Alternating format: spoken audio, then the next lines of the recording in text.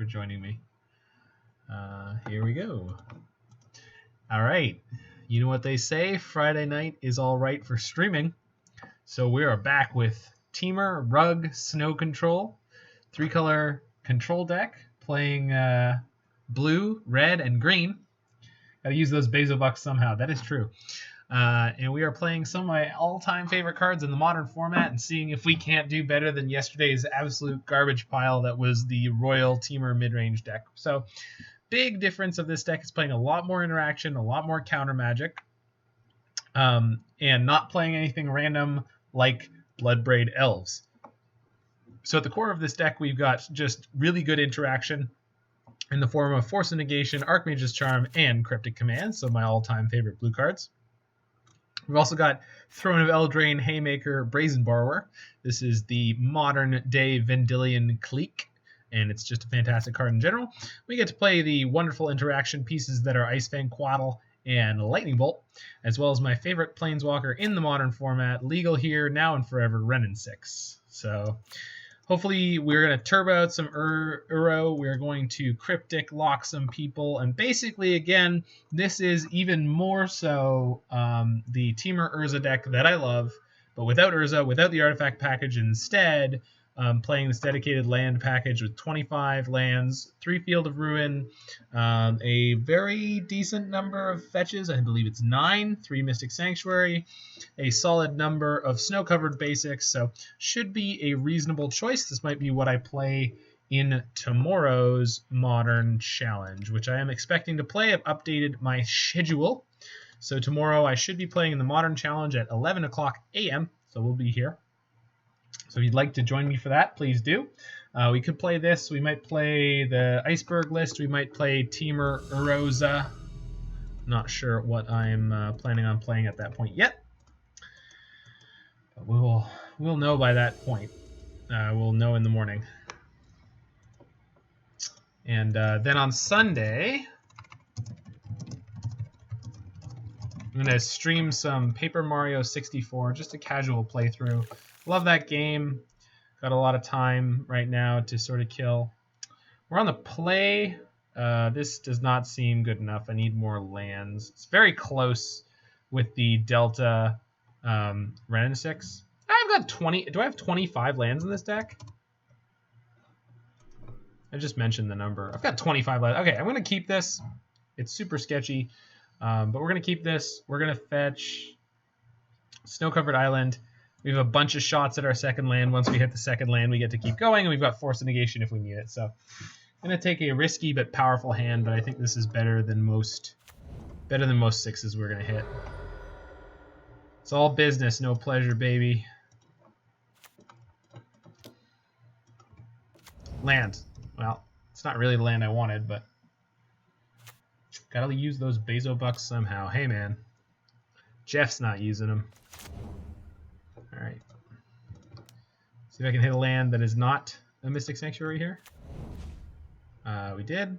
It's not helpful to me for this turn, so I think I'm actually going to play the Mystic Sanctuary here. And this Cryptic Command Flood is actually kind of neat because I'm definitely pitching one of them to Force of Negation, especially if my opponent plays Light Up the Stage. My good friend Taylor Swiftspear here. All right. So we're going to be taking 7 here, or if I snap off this Force, we'll take 4. It's a little early. I think this turn I'm willing to take the 7. Countering a Light at the Stage is more potential damage.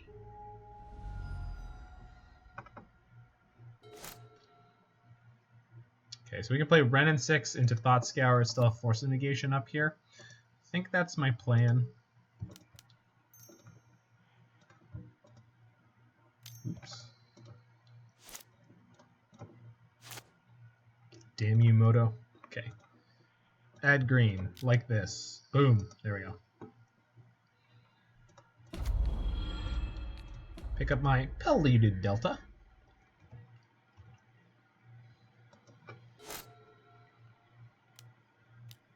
Manamorphose. Okay, so I can negate this and basically just stop their Wild Ride right now.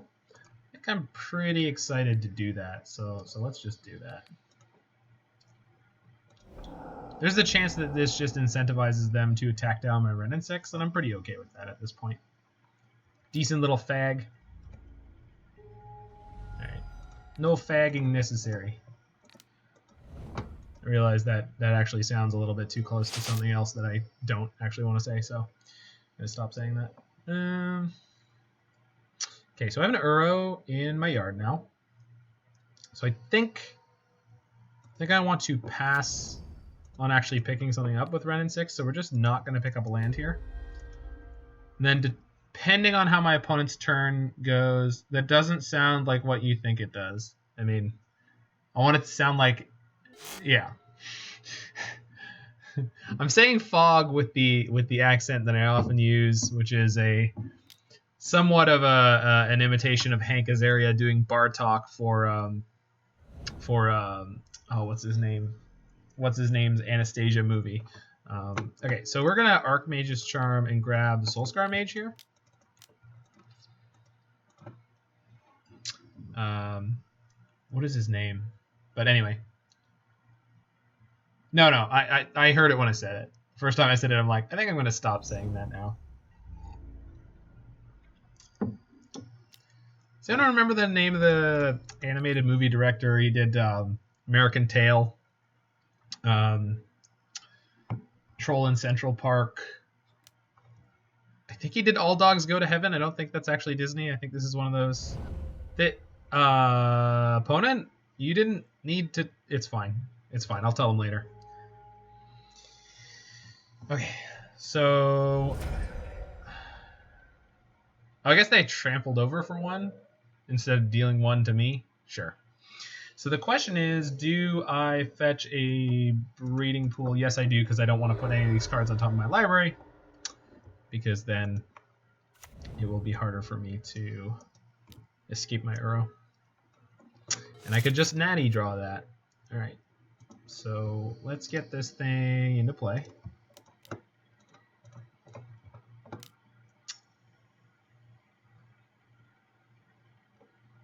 Actually, so if I crack the Delta beforehand, it means I have an extra land in there to put the Force of Negation on top of my deck, which could save my life. So let's do that. So we're going to get Mystic Sanctuary, put Force of Negation on top of my library. Apparently we're deciding to play well this evening. I looked at my day, I looked at the world around me, and I said, you know what? Today, this day, we fight.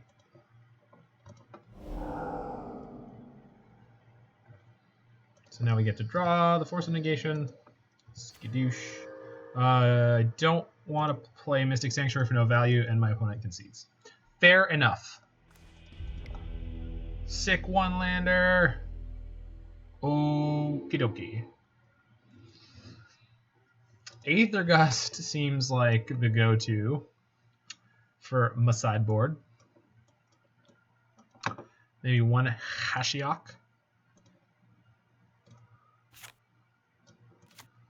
I don't think I want Ravenous Trap. I don't think I want Dismember. Which member? Dismember. So Magmatic Sinkhole seems possibly unnecessary. We can cut one Cryptic, perhaps. One Ice Fang. One Wrenn and 6. I just want to trim around the edges of cards that seem less than great. Maybe one Brazen Borrower, because it's got one toughness. Brazen Borrower is probably a lot worse than Wrenn and 6 or Ice Fang. Although it can bounce a Kiln Fiend that's about to kill me, so maybe it's a bit better.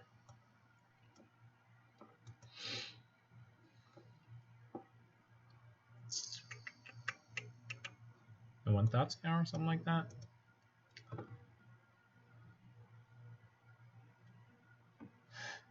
The funny thing was when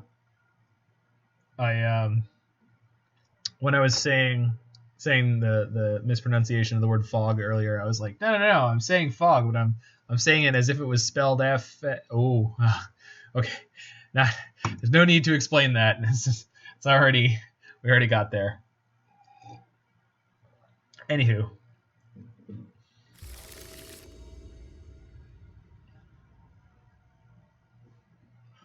Yeah, we're on the draw, but we've got Brazen Borrower, we've got Wrenn and 6, so. If Wrenn and 6 does poorly in this game, which it already is, I think I'm supposed to take out all the Wrenn and 6s. Let's, you know what, next game, let's stop fussing around and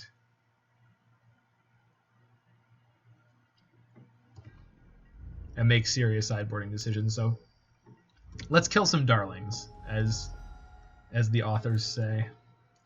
Okay, I think I'm getting Breeding Pool on this one. So we're definitely not playing a turn 2 Wrenn and 6 here. This looks aeons better than last night. Why did you play the Bloodbraid Elf version? So yesterday I was planning on playing 2 decks. So I wanted to play 2 decks that played reasonably quickly, because I didn't want to have a situation again where I played one league that was 4 hours and not get to play a second deck. Or have to start a second deck and not finish it.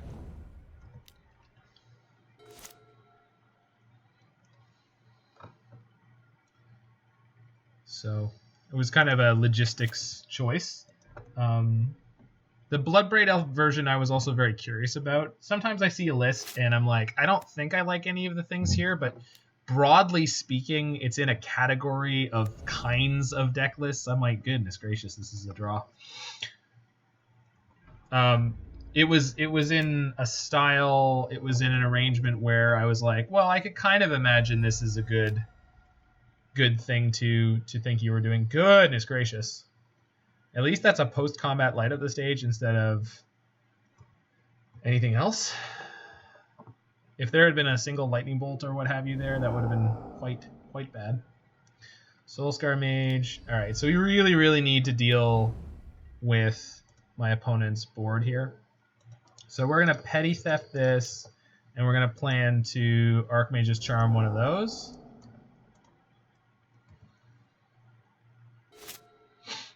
The timing on the Archmage's Charm is going to be a scotch awkward.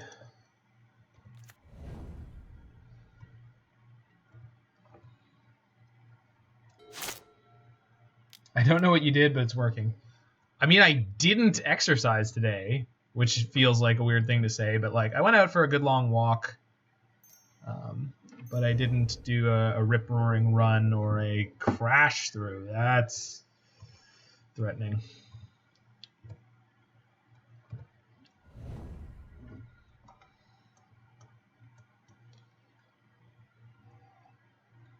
Okay, pre-combat bolt is way better than during combat bolt.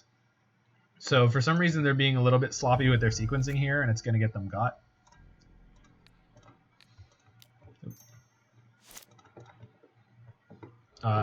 We are likely still very dead, but we get to prevent the maximum amount of damage this way.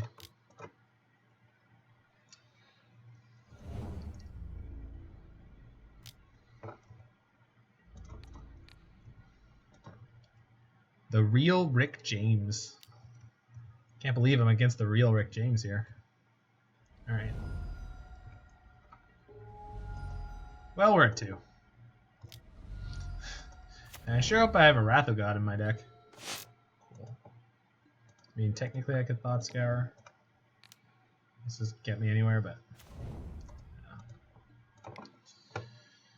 Okay, died to infinite creature draw with no lightning bolts on my side. Fair enough. Actually, it would have been nice to have the Ice Fangs there. So, okay, let's get all the Wrenn and 6s out of here. Even though they are very good in this deck, I think they're very poor in this matchup. And then maybe Debt Member, even though it could potentially hurt. And Magmatic Sinkhole should probably be in here too. For 1 Brazen Borrower. I don't even know if they're playing Kiln Fiends. And they certainly don't want a Brazen Borrower, a Bedlam Reveler. I think 1 Ashiok is fine. You can fuel your own Uro, and wiping out their graveyard once is not a bad thing. But I don't think I want more than 1. And we're playing 25 lands, which makes me pretty happy because, like Game 1 demonstrated, we can lean into drawing into lands when we need to. This is an okay-ish hand. I think we're leading on a Mystic Sanctuary here, which always feels bad, but yeah, we are. But that's fine. That's going to be just fine. Just fine.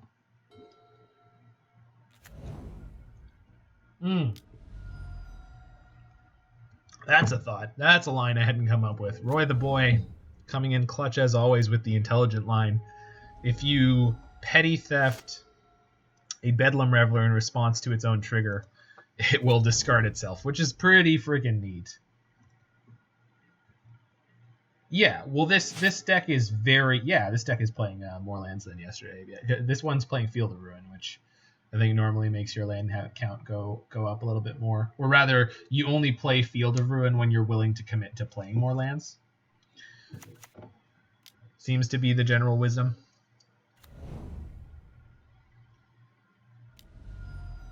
Okay.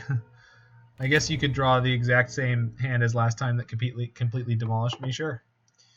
That seems fair. All right. This can get an island.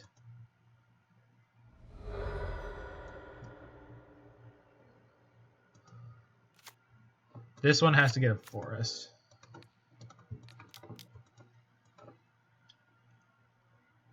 Yeah. No, you weren't misremembering at all. This deck has quite a different construction than yesterday's in terms of the actual core of the deck.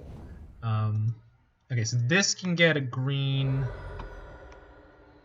as in Snowcovered Forest. Then we Uro. Maybe we pick up a Thought Scour. Maybe pick up an Astrolabe. It's pretty good.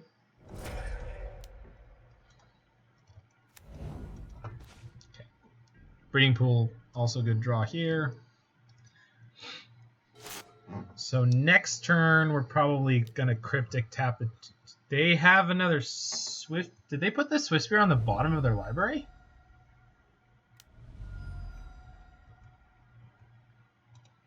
Or... Oh, I see. And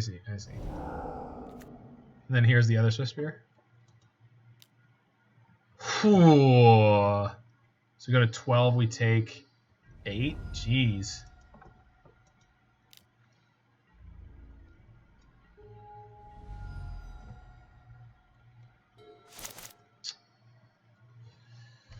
Okay, I think this means I'm playing the field this turn. I don't need to bolt now. And my plan is to counter Manamorphose, tap their team, bolt one of their creatures.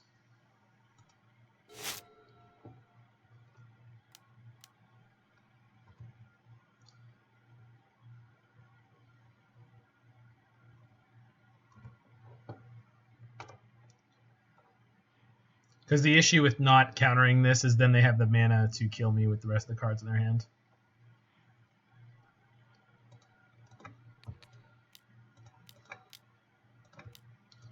Skadoosh.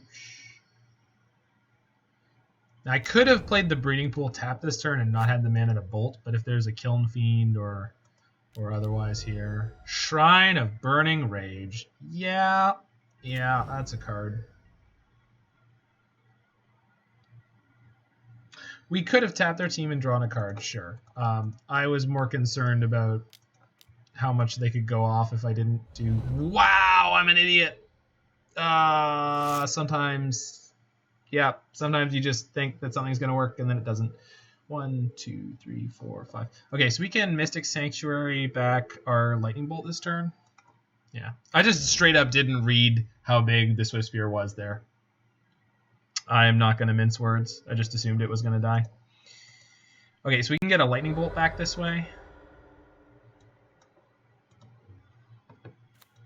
See, you said I was hooked into the game, but in reality. I suppose I could get Aether Gust instead, because that is more blanket useful here. And I will have the mana for it, so let's do that.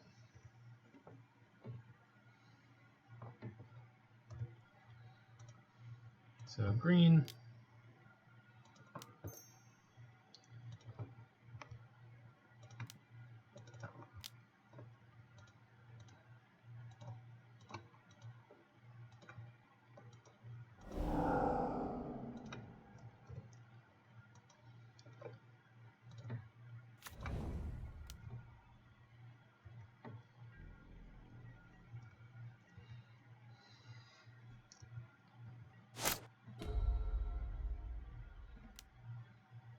Let's be clear with the actuallys. You said I was more hooked into the game.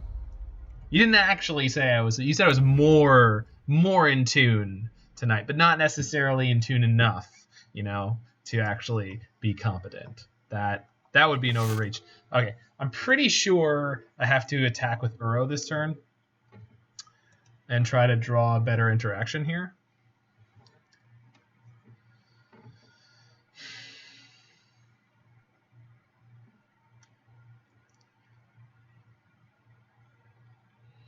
Obviously, Uro is a good blocker, but if I don't attack with him, I don't get to have more life. And it's not likely they can kill me with 2 Swift Spears in the Shrine. It's just a lot of mana.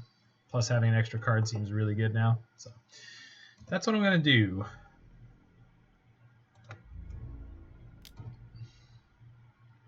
That's a really good draw. Thanks, deck. And smash. Okay. And I have enough mana to do everything, so let's play Ashiok and mill myself. Just get their bin out of here. Cool.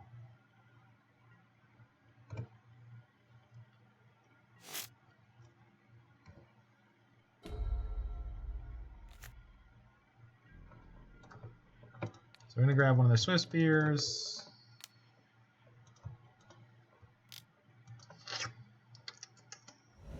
Delicious. And then actually, if they swing in, I can block the Kiln Fiend. And then Aether Gust, the Swift Spear, and the Prowess Trigger will kill the Fiend. It will kiln the Fiend. I don't think I should let damage resolve. I think I should send this on top. I see no world in which the last card in their hand can kill me here. And getting the Prowess Trigger that kills the Kiln Fiend seems real good. If the last card in their hand is a sorcery, then they just get kind of crushed here. Yeah, they kind of got crushed there. Sick. There's another Uro in my bin, so I can escape again. Let's start off by attacking. Yeah, that was basically the... Oh, they scooped out. That's fair. They got beat by Uro. So despite some wonderful misplays, we made it. We made it.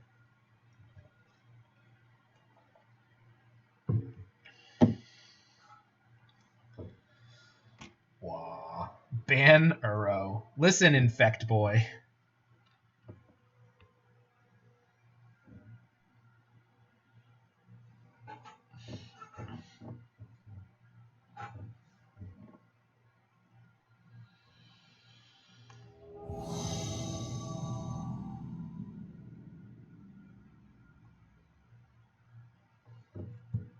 All right, match the second. But yeah, to finish up my point on yesterday's deck list, it wasn't that it looked that good to me. It's that it was successful, and I wanted to know how good it would feel if I tried it out.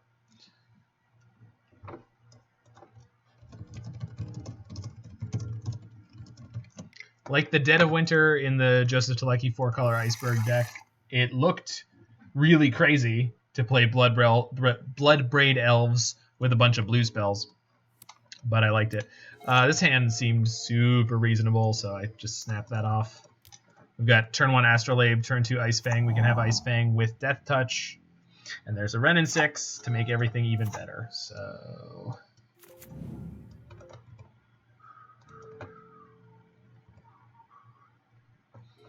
All right, against 1 mana, I want to jam Wrenn and 6 here, because if this is the most likely thing for this to be is Bant Control or Temur Urza. If it's Temur Urza, they have a really bad hand. And against either of those matchups, landing the turn 2 Wrenn and 6 on the play is really, really good. And they don't have a lot of ways to interact with it, so pretty happy to take the risk there. We absolutely could wait and end step Snake. I think, yeah, it plays around a lot of stuff. Spell Pierce, Spell Snare.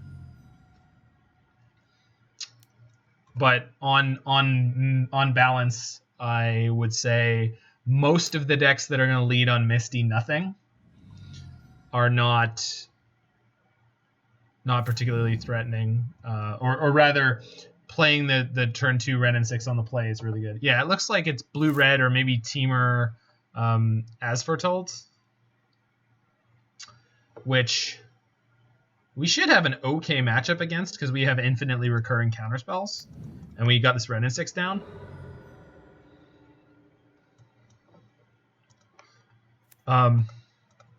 Although last time I played against that deck, it did surprise me a little bit with sort of how resilient it was. Electrodominance, Ancestral Visions, As Foretold Ancestral Visions means they can grind pretty well. G, so they could actually suspend their Crashing Footfalls. That makes sense. Yeah, they could actually be splashing the third color. Curator, sure. Okay. I mean, one of the interesting things about this deck is the play pattern of the As Foretold Living End deck is, I believe, pretty much the same whether or not they're going to jam on turn 3. Like, they should be aggressively cycling anything with cycling there. They're Jeskai. This has got to be Teferi? No, this is the Ardent Plea. Okay. So you let the Cascade trigger resolve. It's going to find Living End. We're going to counter that. And then they're going to have this wonderful little enchantment that does a whole lot of nothing. Got a whole lot of nothing going on. This thing called nothing. Well, I can't handle it. All right. The question is, do I reset the Misty or reset the Archmage's Charm proactively? I'm pretty sure I'm just supposed to. The quote-unquote upside of not doing it being that they don't know that I have a counter for sure. I don't really think it's worth it. So we reset that, and then we Thought Scour my opponent, which is not the best thing in the world against the Living End deck, but we flipped Flooded Strand and Curator, I believe. But now we get to recur the Misty again and just make sure that we never miss a turn.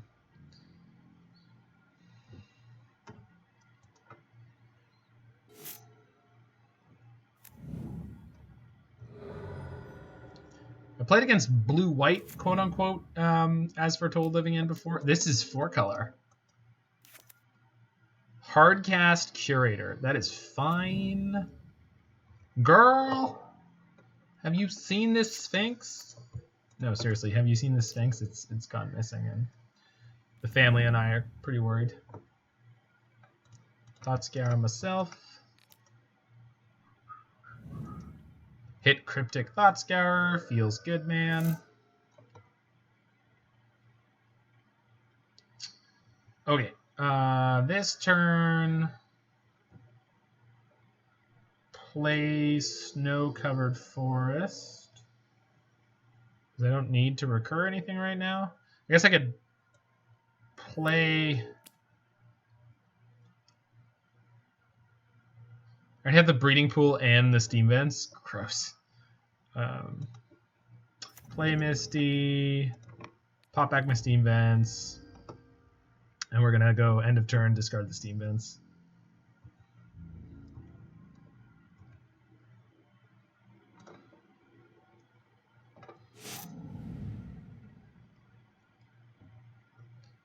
I act the fool at the car wash.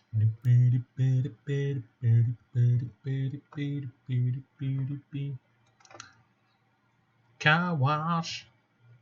Listening to some Car Wash on this Friday evening. It's beautiful out. It's nice and warm and toasty.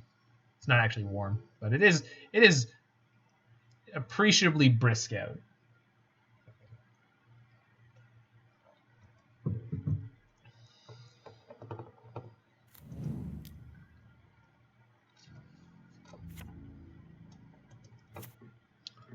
Okay. Do I need to do anything at the end of turn here? I guess I could play this Archmage's Charm. I don't really need to do that. I guess I can because I'm about to get the Retrace Emblem, but let's not go shields down and lose it.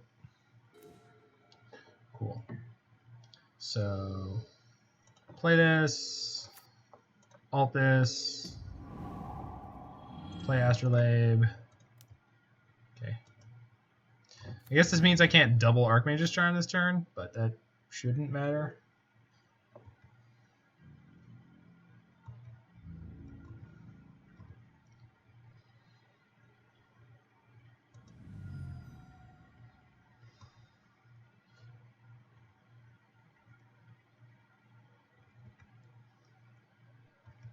Never gonna listen land again.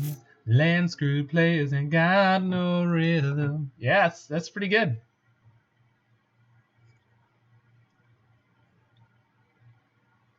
That is that the actual name of, what is it, one of the members of crap. Why can I not remember? It's George Michael, right? D-Sphere. Sure.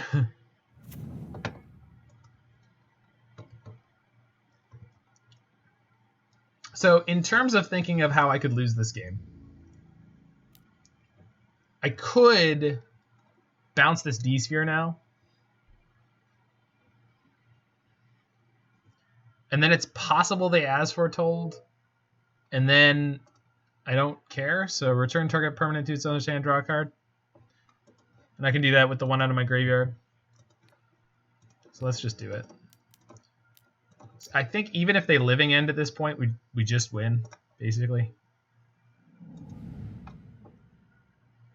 Is that George Michael's actual birth name, or are you Roying me in reality?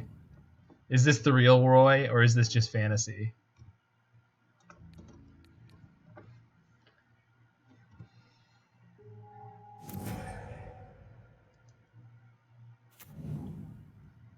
That's actually his name. I would believe that. George Michael definitely seemed, yeah. George Michael definitely seemed like a screen name. Okay, so they got the living end. We have infinite cryptic commands though. So really, and I get to draw a card. So I clearly came out on top, and I can clearly not choose the poison in front of them, or the goblet in front of them. Oh crap! I didn't plug my stream to the Faithless Brewing Discord. Roy, can you hit them up? I got distracted.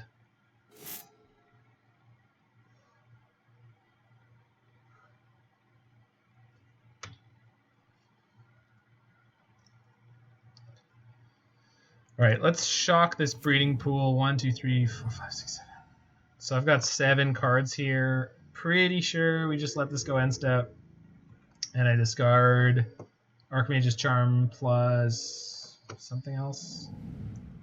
Do I have an Uro? I don't have an Uro. Let's just put the Uro in the graveyard the old-fashioned way. Wow. Check out those scries, huh?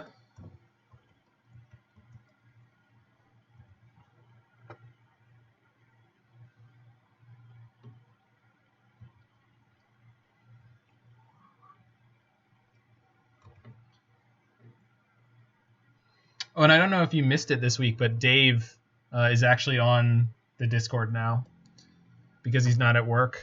So he's not beholden to workplace security permissions. See if their 4-color as foretold deck plays any counter magic. It does.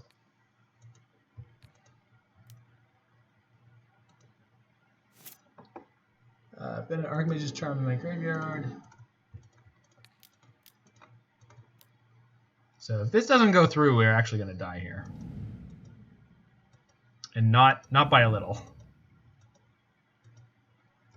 Sick.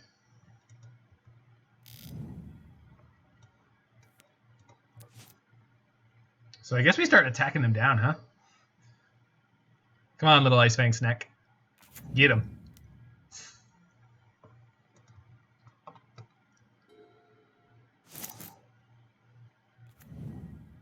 Suppose I could play Uro this turn. So I have 1, 2, 3, 4, 5, 6, 7, 8. So if I play Uro, I go up to 9, but I only have 5 left, so yeah. I want to have Cryptic plus a counter up every turn from here. And if I don't end up needing it, I can fire off another Ice Fang Quaddle. Oh wait, I can just kill them with this Lightning Bolt. Yeah, let's do that then. Bolt you.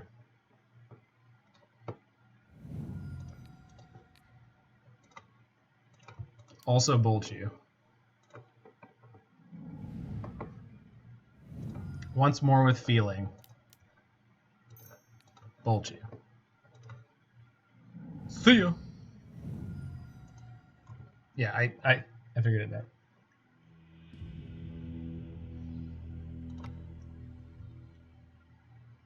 Victory Royale. So Ashiok seems good here, huh? And then Ravenous Trap seems potentially okay. Fairy Macabre, yeah, could be. I don't think Surgical's good. Ceremonious is not good. Summary Dismissal, I don't really need that. I actually don't think I need anything else. And Veil in this matchup against a proactive deck seems pretty poor.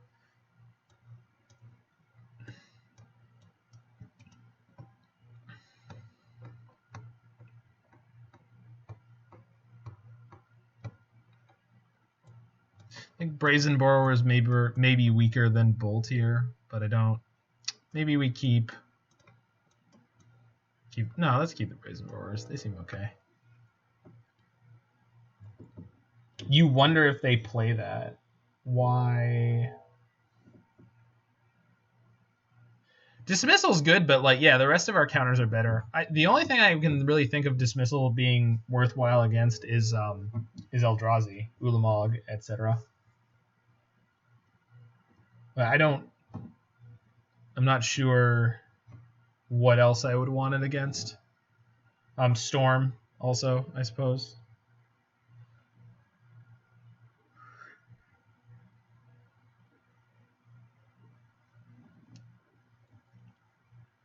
I'm sure the Dismissal's in there for something in particular, but like Eldrazi are like the number one thing I would think of.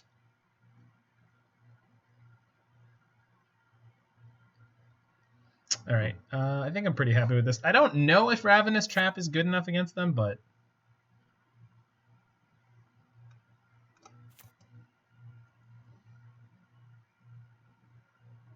yeah.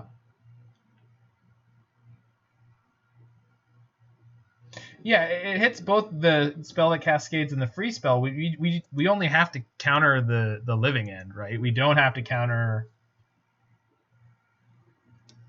We don't have to counter the Ardent Plea.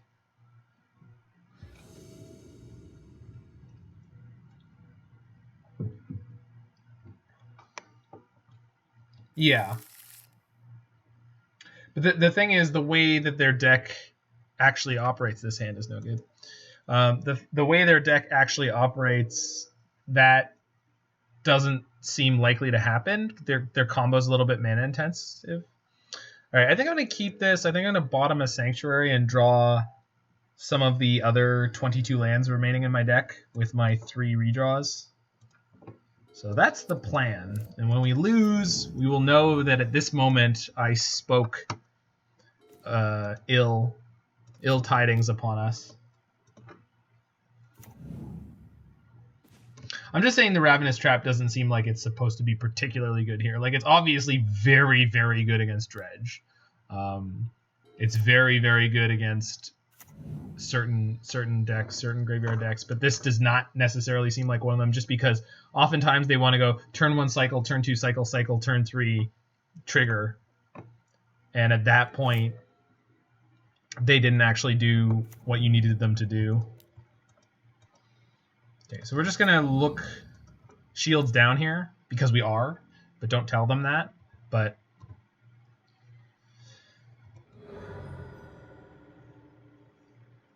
if they've got cycle living end here, we're gonna be in a little bit of trouble.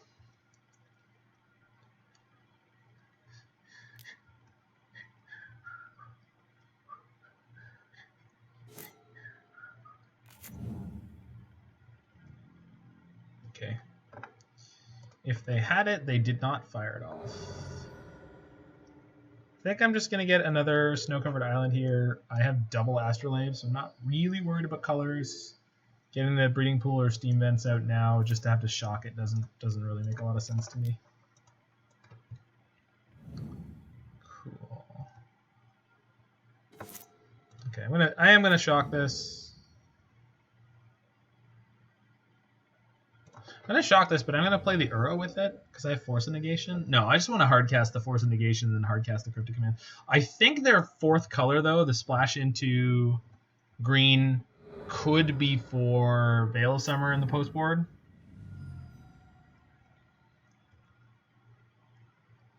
So we just have to be careful of Veil here. Yeah, that's okay. So they're just gonna go back to back. But then we have Cryptics starting next turn. Okay, so this resolves. I'm gonna force it, and then they're gonna play it on their turn. Creatures won't have haste. Oh, right, because it's my turn. Yeah. Well, there wasn't any way to play around that. Okay. We still get to start Crypticing next turn.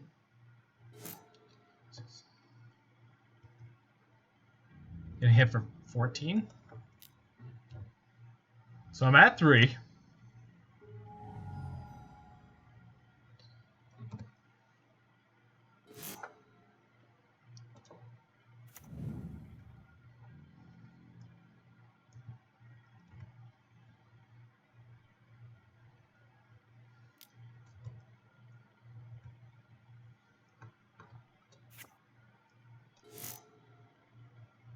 It's a friggin' instant.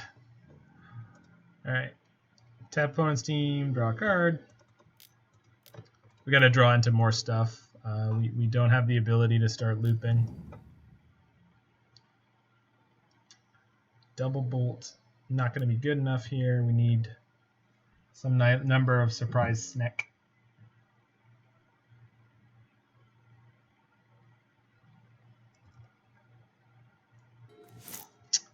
Okay, this means I have one more Cryptic, at least.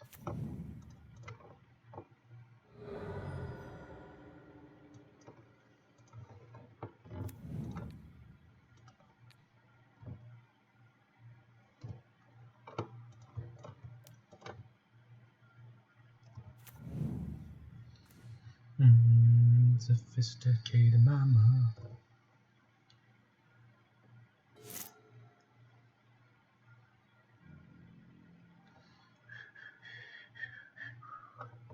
Alright, tap a team, draw a card. Still in this, baby. Cryptic loop forever. Where were you? Where were you? Where were you when... Oh, Roy. And they top decked it too. They must have, because otherwise they just would have played it before. Why did you wish this bad mojo on me? Alright, I think I gotta Thought Scour myself. And try to hit a Cryptic or a fetch land and a Cryptic. So we milled the Ravenous Trap. Excellent, excellent.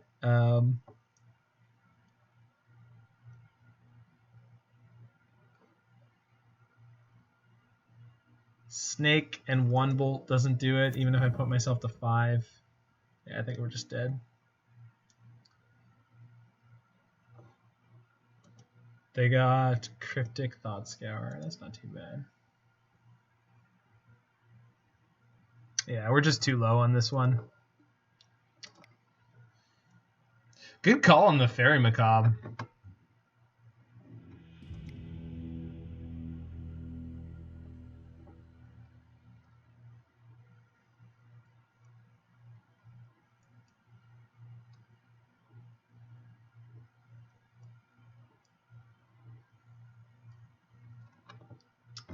I guess potentially Veil of Summer could be important here. Ravenous Trap seems real awkward.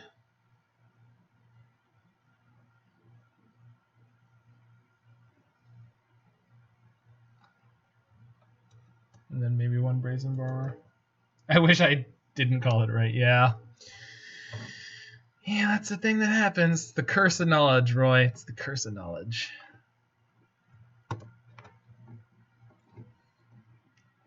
You beautiful Cassandra, you. You beautiful Tamil Cassandra. All right, let's play. Not with that hand. Sure. This is not too bad. Gonna ship one of these fields. We're gonna fetch a breeding pool. It's gonna be great. It's all gonna be fine.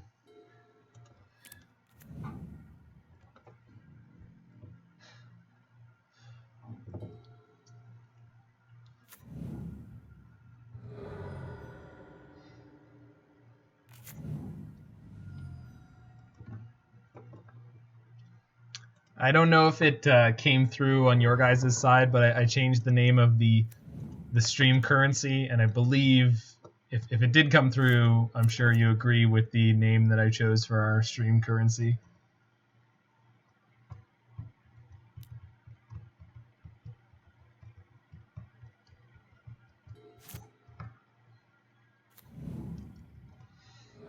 Are in fact called beans.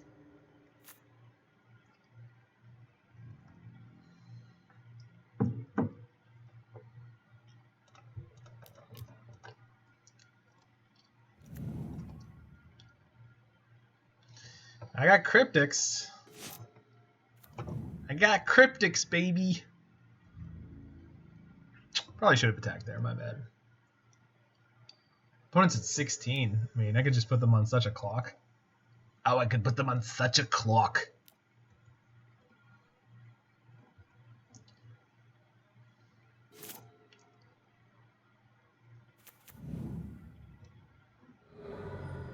Are they going to jam here?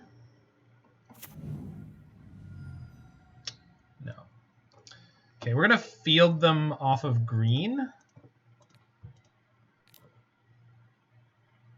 It's their turn, so I can still force. Although I suppose this means they could play a 3-mana spell. And okay, cool. Oh, you can Ravenous Trap using Thought Scour. That's kind of neat. Sneckwood to them. That's right. Can you imagine if we had an Ardent Plea? Be able to hit them for 2. 2 damage. Imagine what I could do with all that damage.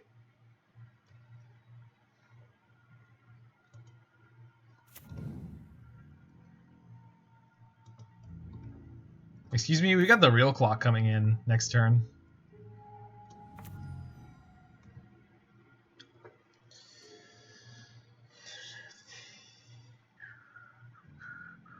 Alright. Pretty sure I'm jamming this end of turn Brazen Borrower.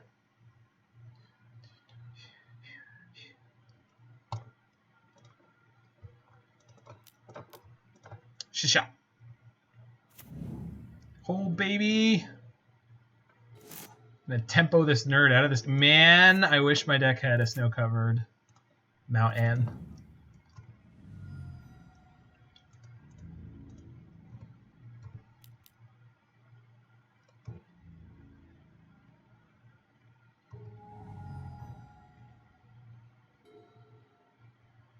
Ooh.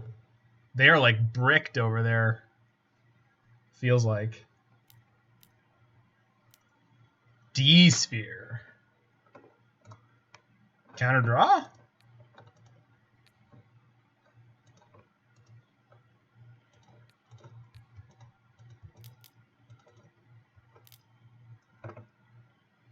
Usually they don't bother playing it because the reason that you don't play a snow-covered basic mountain is these decks are normally constructed with Blood Moon being the bad thing that can happen to you. That's fine. take my things. So you don't really need the red source, like conceptually. Check.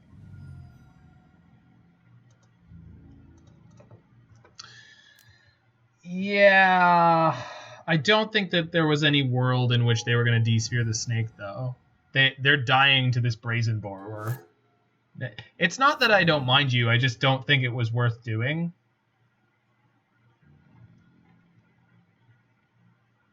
Yeah.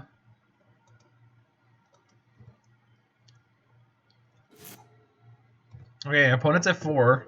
They've let it go to my turn. Kill you?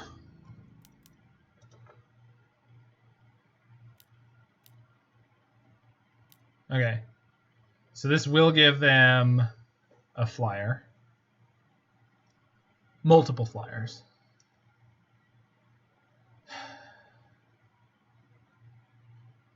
So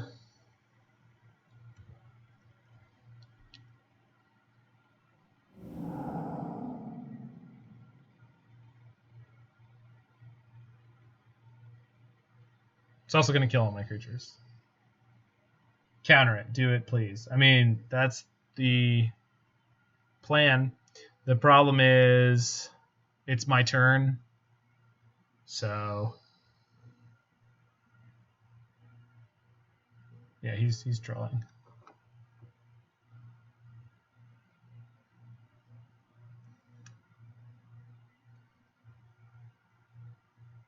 The thing is, if I overcommit to trying to counter it,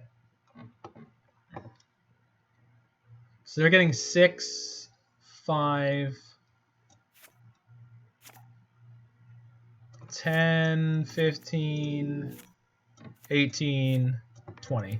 They get 20 power. I can snake to block a lot of it, but not enough.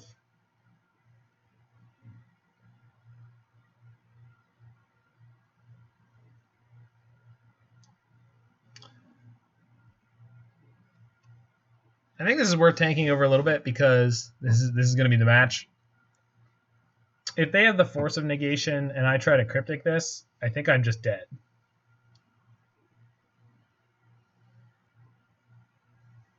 Whereas if I pass it to their turn, I can Cryptic, tap their team, force their counter, but then I don't have the snake in my hand.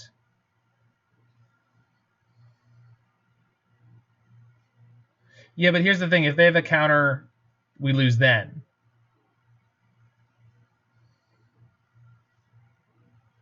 Yeah, I understand. But if they have Force of Negation, they beat me here. And if they have Force of Negation, they beat me there.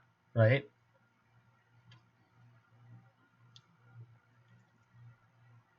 You see how I mean?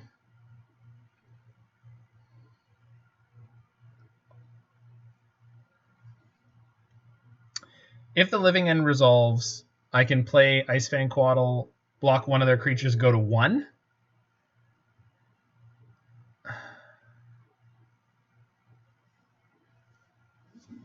I just don't know which.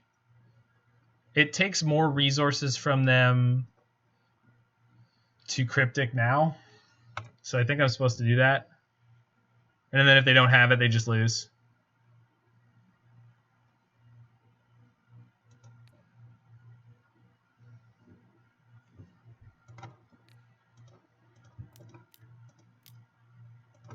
Yeah, if they don't have the Force here, they just lose.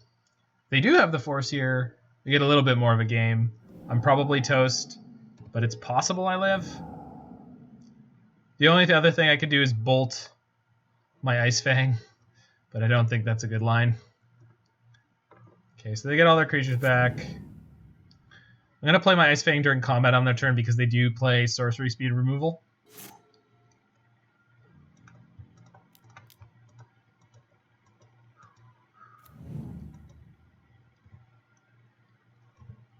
And that's going to win the game for us. Not attacking with the Fairy Macabre. Okay.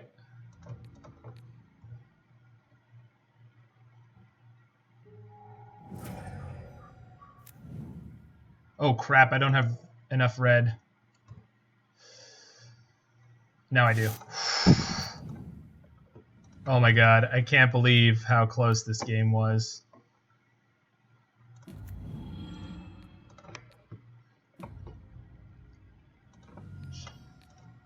Shake your booty.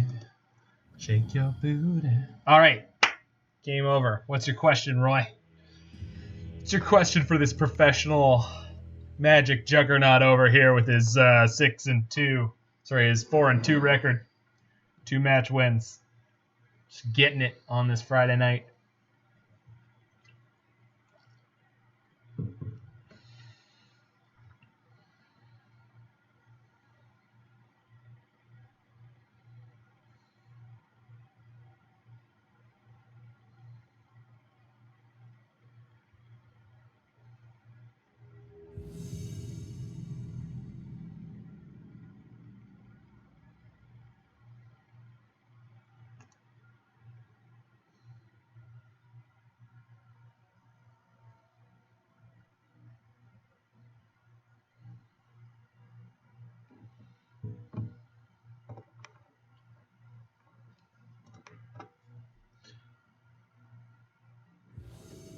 Okay.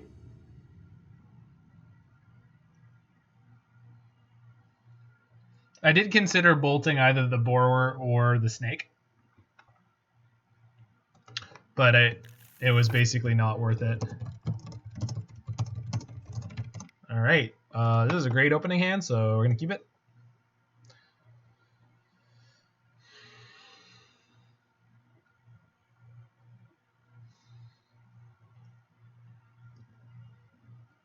So the first question I'm theoretically going to ask myself is on when I fetch with this, and possibly when I fetch with this, do I want to fetch shock either of these to get Wrenn and 6 into play with islands to get the fastest possible Mystic Sanctuary or not?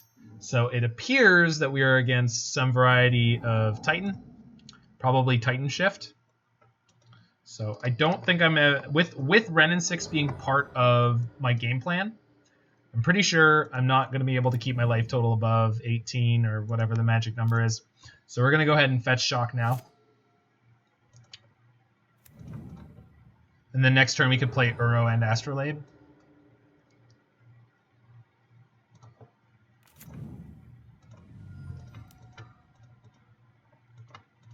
So our plan here is to set up the Mystic Sanctuary loop for infinite counters as soon as we draw one. And we should have enough time. We should be able to get to our turn 4. Vegan Titan. The egg-free Titan deck. Yeah, this is Titan Shift. Playing Search for Tomorrow, it'll be Titan Shift, not Omelet Titan.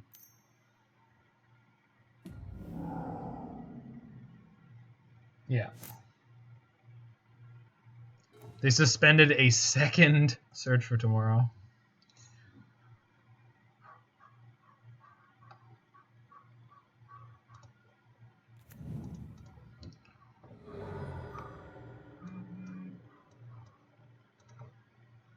So they're going to get to 4 mana next turn with Castle Garenbrig in play, but that's not enough for a Titan. So we should be okay.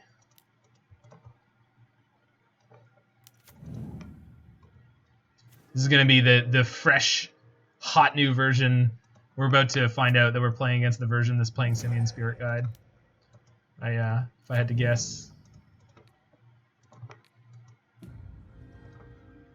And we really need to find a counterspell soon. Oh, it could be the like amuletless Titan deck. Yeah, but I think this is red-green Titan. So I think like the versions that are extant right now are like the classic Amulet Titan, which is mostly green, a little bit of blue, and a little bit of like red and white. Then there's the Simic Titan, the Golgari Titan, the Black-Green Titan, and then there's classic Titan Shift. There's like 4 main Titan archetypes.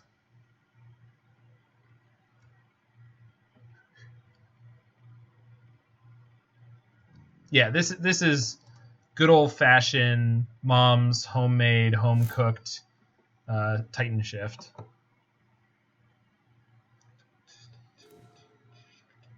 All right. So I'm going to Thought Scour myself first. Because if I flip a Archmage's Charm, I can reset it.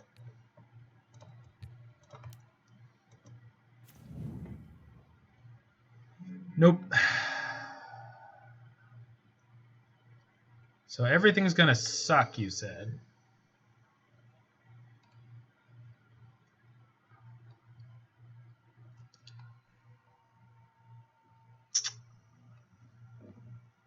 I guess I could escape Uro this turn. That's probably the best play I can make.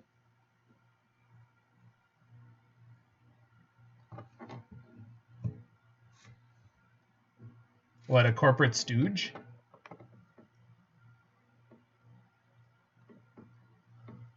I think Corporate Stooge is pretty good.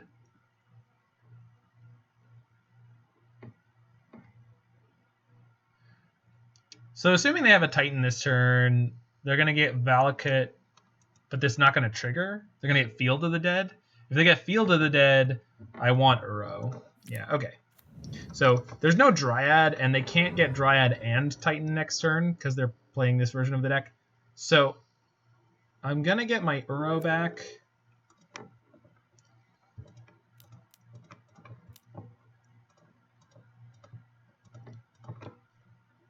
Tonight's episode of the Mana Symbol channel, how Mana Symbol got his groove back.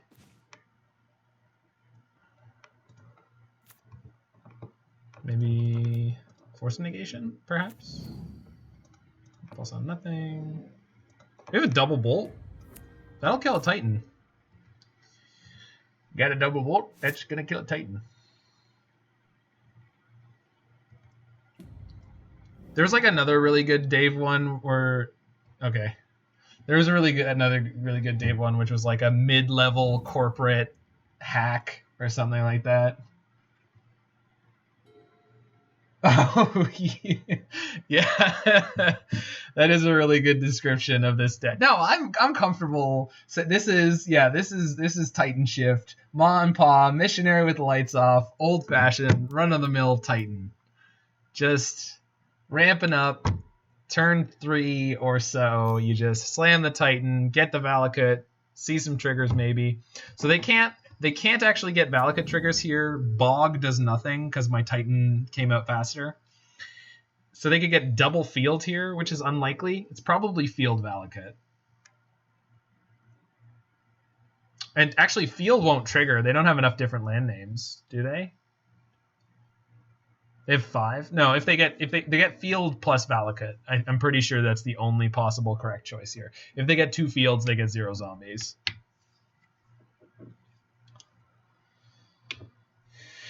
I forgot about that one. It's been a while since I listened to that episode, I think.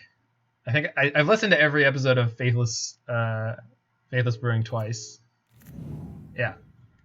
They followed my line.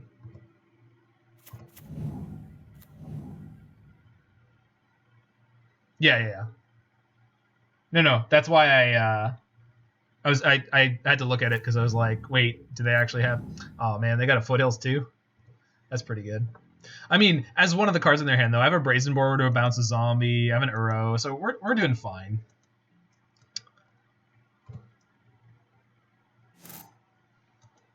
I would love to pick up a Cryptic Command or a. I guess Brazen Boar will do. One of the nice things about this situation is we get to crack in with Uro, kill their Titan. So let's kill the Titan first.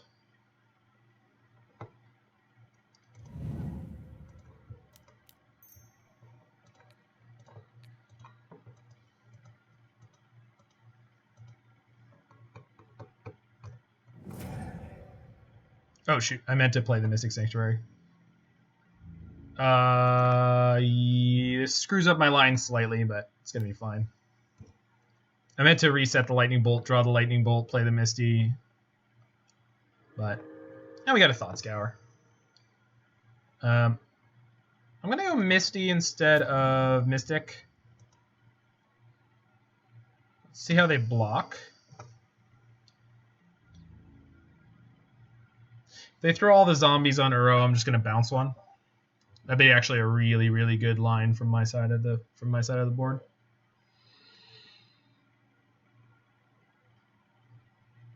I've laughed out loud listening to that show before, 100%. Okay, I'm gonna Thought Scour myself, and then I can. I meant to fetch first probably, but it's okay. This all kind of works out. Mostly the same. So I can remove 2 zombies. So let's see how precisely they decide to attack my Wrenn and 6.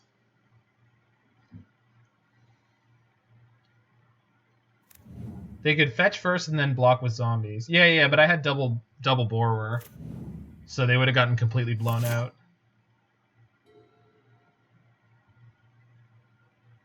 Yeah, or we could just let Uro die and then just bring him back and get more triggers. All right, let's see how they attack. I think they're gonna throw everything at Wrenn and 6. Yeah. I think they understand what's at stake there. But unfortunately for them, I understand what's at potatoes here. So I think I'm going to reset Thought Scour before I let this connect, because I've got a Mystic Sanctuary for next turn. And I want to have this Thought Scour because Bolts and Sinkhole is not the best here. Thought Scour gives me more options. Block. Petty Theft.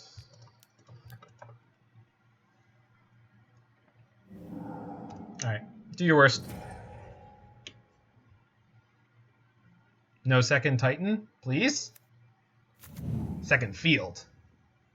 It's pretty good. If we hit a Cryptic Command at any point, we're going to be rolling. So, first things first, we Thought Scour. Okay. Second thing first, we Thought Scour. No Cryptic. So let's Astrolabe.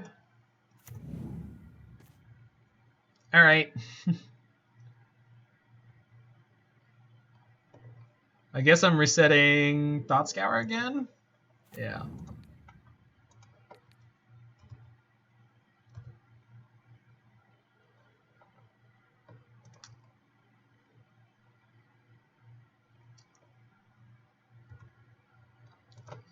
Attack. I'm gonna put in Snow-Covered Island, and then what I can do is just get 2 Brazen Borrowers on the table, which is going to be a really fast clock. I'm at 25, so I'm really not worried about dying.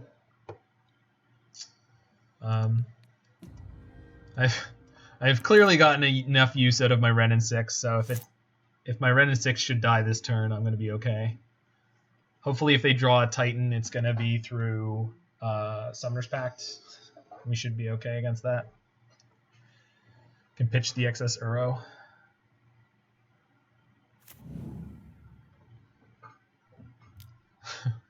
Oh man, Uro with Rancor sounds like just the best. That is my kind of drug. All right, do they throw them all at Wrenn and 6? If so, Wrenn and 6 is going to die. Yeah, they threw them all at Wrenn and 6. That's fair. Wrenn and 6 go down. Bye, Wrenn and 6. You did Uro's work this game. You did Uro's work.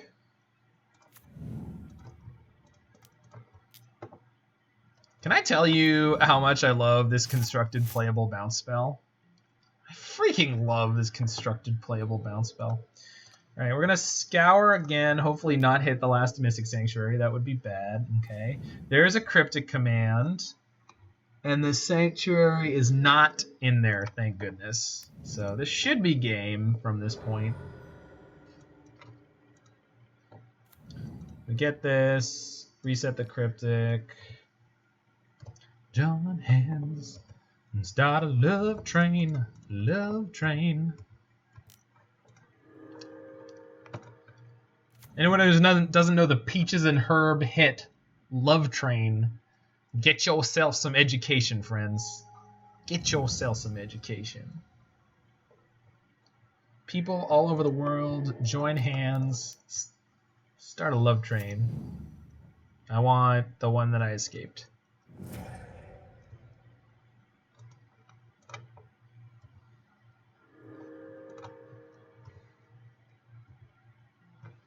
Is Peaches and Herbs? No, it's the OJs. My bad. Same band that brought us Backstabber. I need to get myself some education. It's been a while. My favorite adventure card is probably Bone Crusher Giant, but it's a very close. Like, I think Brazen Borrower is way better in Eternal formats. I just really like Bone Crusher Giant. Freaking 3-mana 4/3 is just devastating. It's just so big. Why is it allowed to be so big? All right, opponent. Do it. No problem. Get at me. HMU, friend. HMU.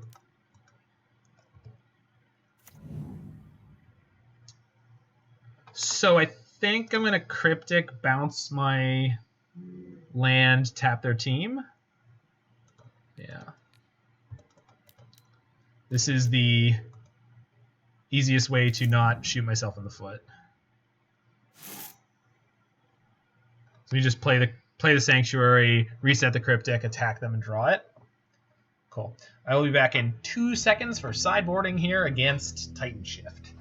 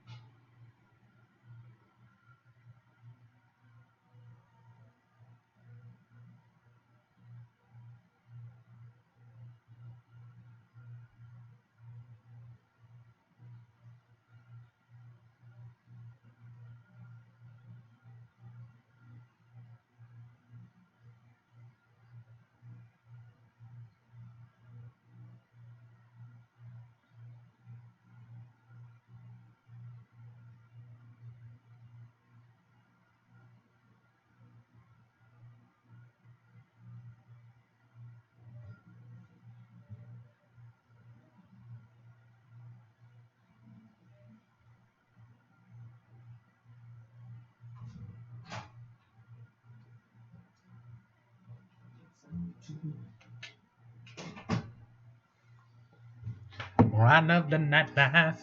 I like to boogie on the disco round. Oh yeah. All right. So Aether Gust, Nashiok are our go-to sideboard. Magmatic Sinkhole. It's actually probably worth keeping, but I think the Lightning Bolts are supposed to go out. They kind of were medium there, but Aether Gust is like the much better interaction spell against Titan.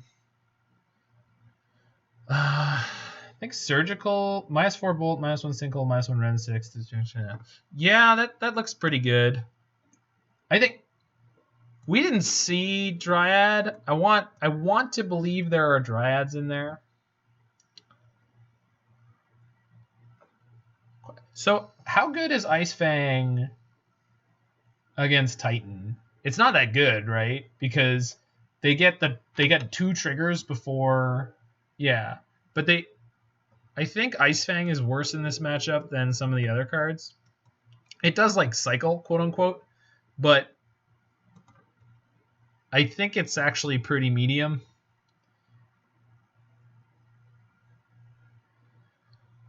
I don't think we necessarily need all of our cantrips. I think we can go down a little bit here. So we were Uro flooded. So maybe we'll Scientician split, one Ice Fang, one Uro out. I generally like the shape of your sideboarding plan, though. I think keeping the Wrenn and 6s is pretty important, though. We're only playing 3.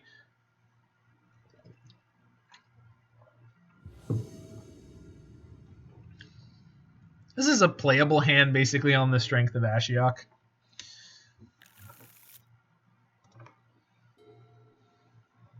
We've got interaction in Ashiok, so. Grazer. Womp womp. Turn 1 ramp. We can't beat that. Holy freaking crap. They did mull, did they? No, they didn't.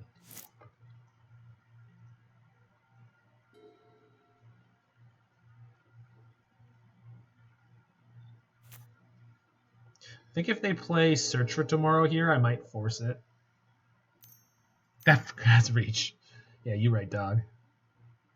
Sack Elder, yeah. So they can Titan next turn, 100%. Which is not the best from our side of things.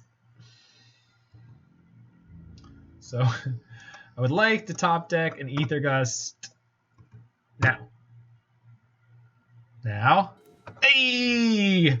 Ask and ye shall receive. That's biblical. That is. I love that movie. Why doesn't Enforcer Negation counter creatures?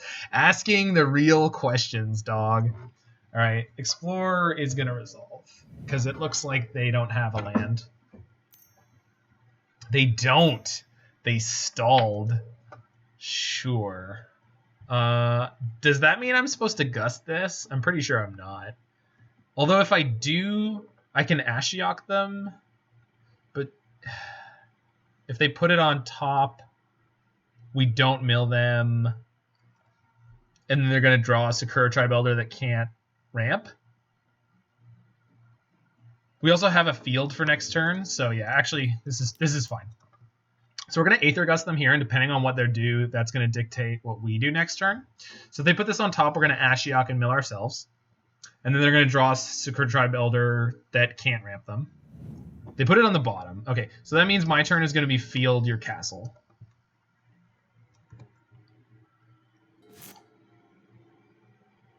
Breeze, then Ashiok. The problem is then they can... Well, I guess even if they get the Titan, it doesn't matter. And then I can Cryptic bounce it the turn after, or Brazen Borrower bounce it the turn after, and even let it attack. Yeah, you're right. Good call, good catch. All right. In which case, I probably should have fetched Shock to Breeding Pool.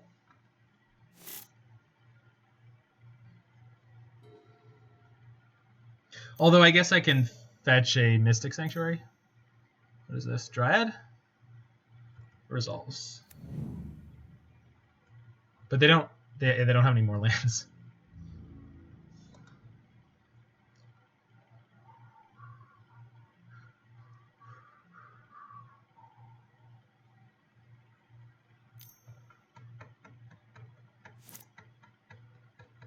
So I think they have a Search for Tomorrow in their hand that they just neglected to suspend.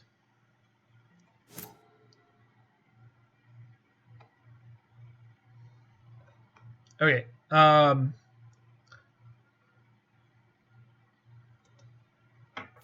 I can Astrolabe. Fetch Mystic Sanctuary, reset any of these cards, and then on their turn, Petty Theft.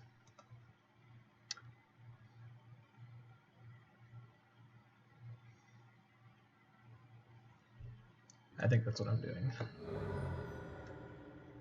Oh, Mystic Sanctuary doesn't. Yeah, I screwed up. Yeah. I had it worked out the direction where that would work.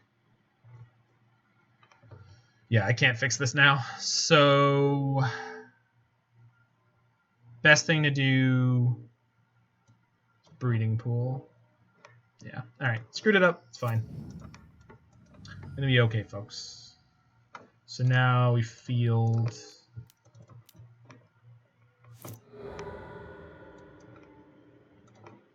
Yeah, I was supposed to field and then fetch. Yeah.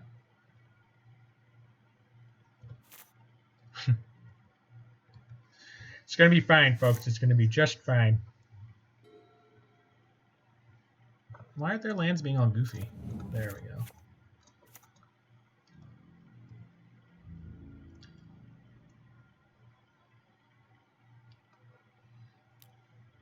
All right, I think I let Ashiok get hit here, and then Petty Theft EOT, which means I can Cryptic counter next turn.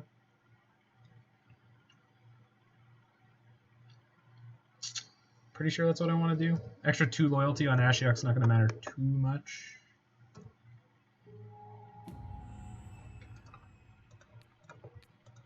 Get out of here, nerd.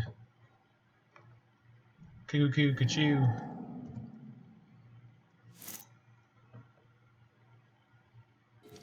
That's a great draw.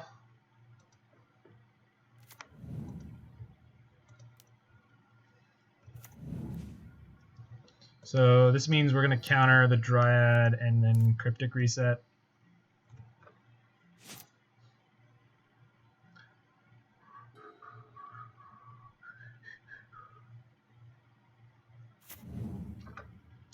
Oh. I was about to say, why isn't that Bog working? All right, so we get to respond to Bog by Mystic Sanctuary, which is not too bad. Get to rescue an Archmage's Charm here. And then I've got Ashiok to start filling my graveyard back again.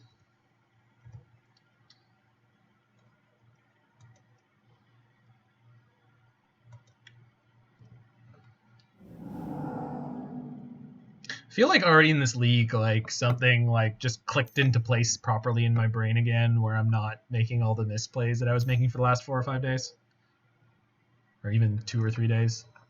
So counter target spell, return target permanent.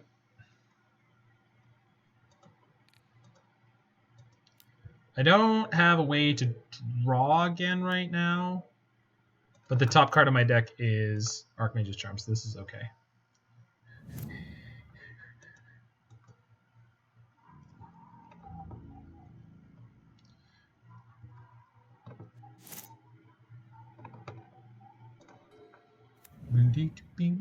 He works hard for the money. Why are you resetting Mystic Sanctuary? Mostly just to have the constant source of counterspells instead of drawing. I think I just wanted to have it in my hand to have one more counter reset. Like having as many as possible is not the end of the world.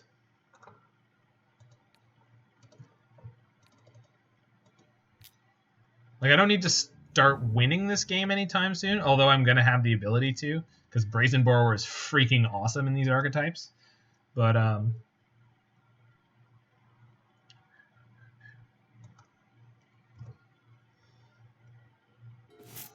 well, that's a great draw. So play Sanctuary, reset, Charm, escape Uro. No, I need to Misty if I want to escape Uro. That means I need to eat both my counterspells, which is not the best. Right now, Titan doesn't search.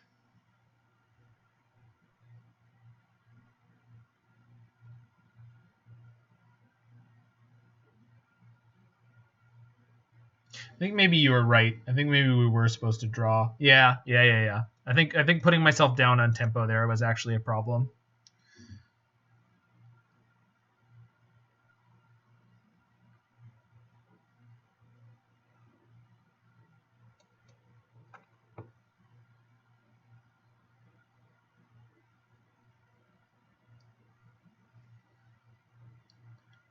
Because right now, if I reset any of these, I won't be able to...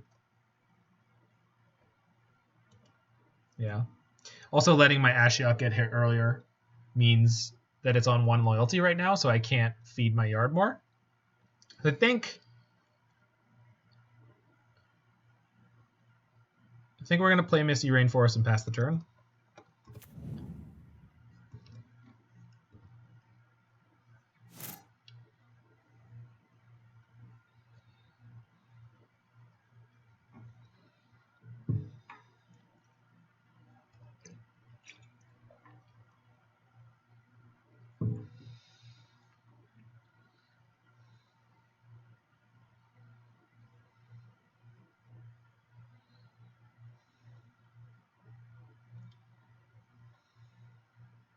I would really like something to play this Force of Negation on this turn. That would really help me out. Please, opponent, make it happen. Make it so. Do it. Oh, crap. Oh, crap. Yeah. So that's going to resolve. It's not too bad because I have a Kashyyyk in play.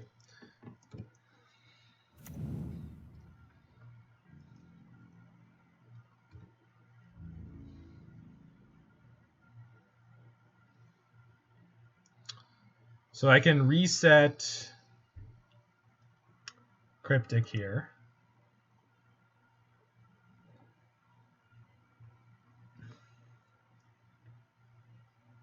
Play Brazen Borrower. Then have Cryptic Force ready for when they swing. Yeah. Unless, yeah, okay, cool.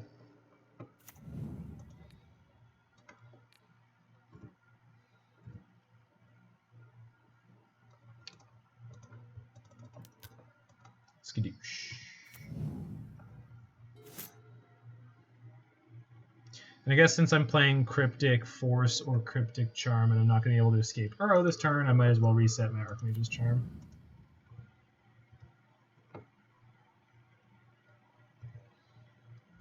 Though I have no more Mystics in my deck, so I need to reset the Mystic Sanctuary.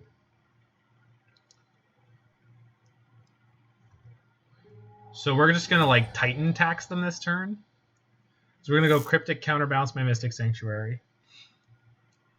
And then next turn we draw Archmage's Charm, play the Mystic Sanctuary. We can draw 2 cards in Cryptic again. Okay.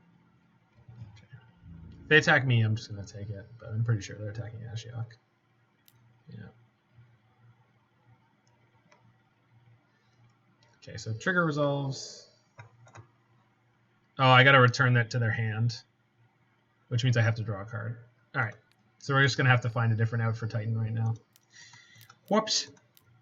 Can't choose the same mode twice with Cryptic Command, which I, of course I knew that.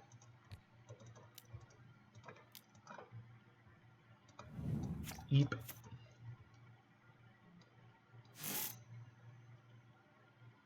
Did they F6 after they attacked? They did. They were supposed to recast that Titan.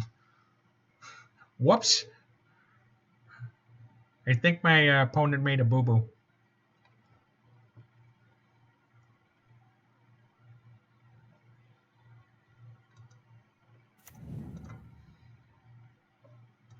So we're going to play Uro. If I'm going to play Uro, I can field.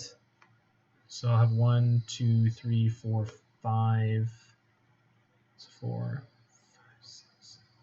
I go down to 6 mana to do this. Yeah, okay, we're good. You want to kill the field? Yeah, I want to kill the field.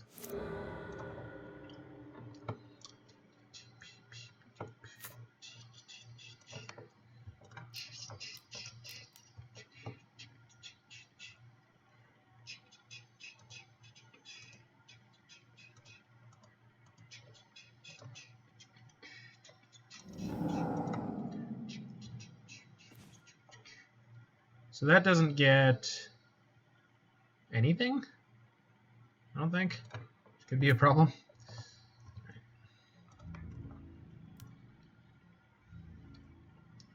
The fact that they missed recasting their Titan is like huge.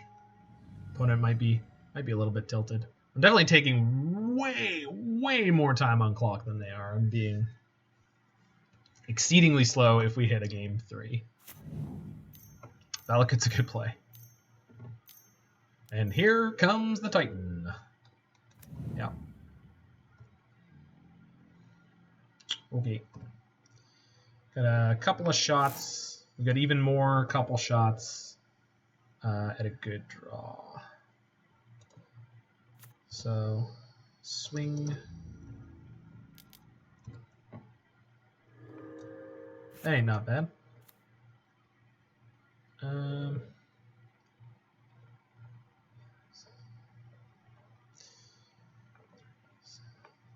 right. I'm just gonna shock the steam vents just in case. Let's see if they block. I'm really hoping they do block because I could just play my new Ashiok now. I suppose I can mill myself, play the new Ashiok, but then if their attack does go through, yeah, okay. So we're gonna let them attack my Ashiok, and then we're gonna Archmage's Charm and see if we can't. Actually, what is this? Well, I think I gotta counter that. Because if they have a single land drop in their hand, they just play it, ping my Ashiok.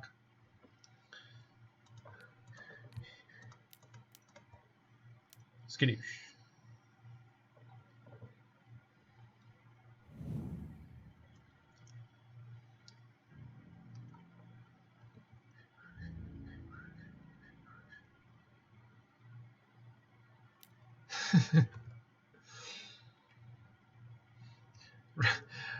You can say douche, man. Douche is acceptable. All right, they need a blocker at minimum. Roy, it's got reach. It's got reach.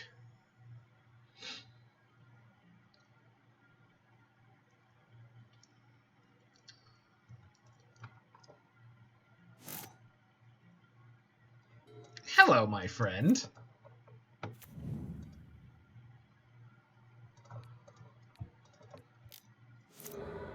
You used to think flying was the best mechanic. No way, man.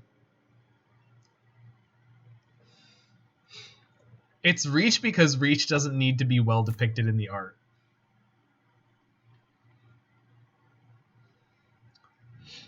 That's the super secret tech is they don't need to do a good job of depicting reach in the picture. Can we draw a cryptic, please? Hey, ask and you shall receive. God, you're gonna take the 6, huh? They, I think they might be a little hung up on the fact that their creature had reach. Well, I could block the 3 or I could block the 6. Let's block the 3. Maybe they think that Uro has trample. And they scooped. Well, that's just wavy gravy. And we're 3-0 here on this beautiful Friday night. I hope everyone out there is having a wonderful time.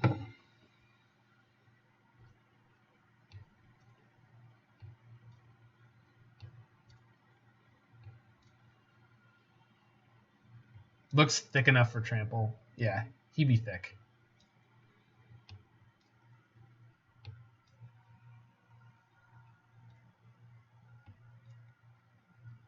Oh, the bot is broken, huh? That's exactly what it said earlier.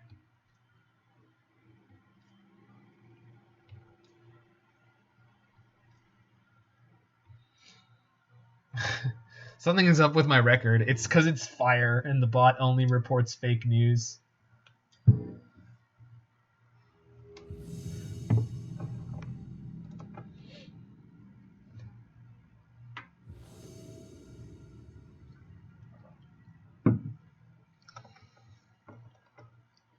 All right. This is one of the best hands this deck can put together. It doesn't feel great on the draw, but I guess nothing does.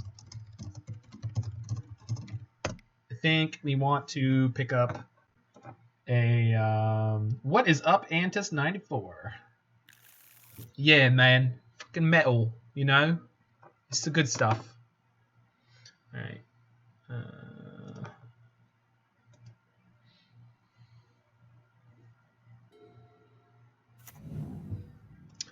Eldrazi Temple. All right. Opponent confirmed Badtron from the get-go.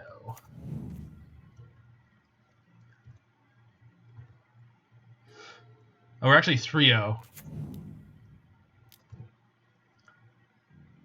We're 3-0. 6-2 in games.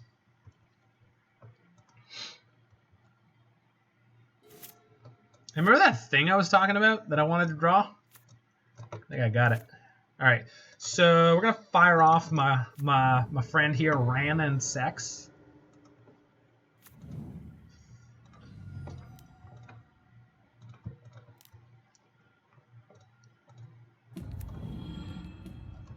We've got Force of Negation ready to go against Karn. So hopefully it's Karn or Thought-Knot Seer and not a Smashy Boy. Here's the Smashy Boy. That could have gone better. Ren 6 was a 1-for-1 and a Fog, though. And we've got Ice Fang. So we're going to be okay here. That was just a little sucky. Think passing the turn as is. I think I wanna have the snake. And I know I need to get a basic.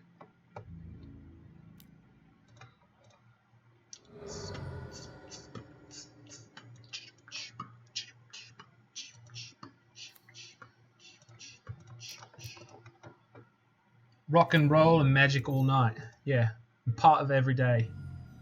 All right, we're gonna force pitching Thought Scour. Yeah, it's got to be Thought Scour. Doesn't feel the best, but I think this is a huge tempo gain, and pretty sure the way they're playing this, they need this smasher. It means the Ice Fang still gets to be this is like a 3-for-3 overall. CKS, yep. That's probably our Uro's gonna bite it. But then we get to go Ren and 6 ping plus bolt. If they're, yeah, perfect.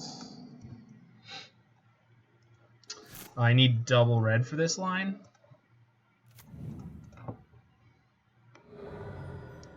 Beep.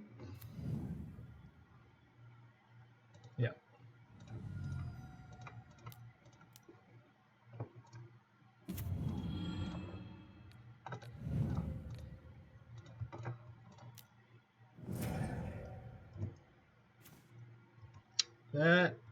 That was not the best draw. And our Uro's in exile? Gross. Okay. Pithing Needle? Oh, that's a great play. Crud. We can reset Bolt. Nah, they didn't minus it. They always minus it. All right. I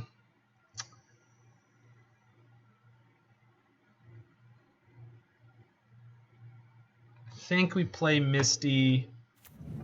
Our plan is to Archmage's Charm whatever they get.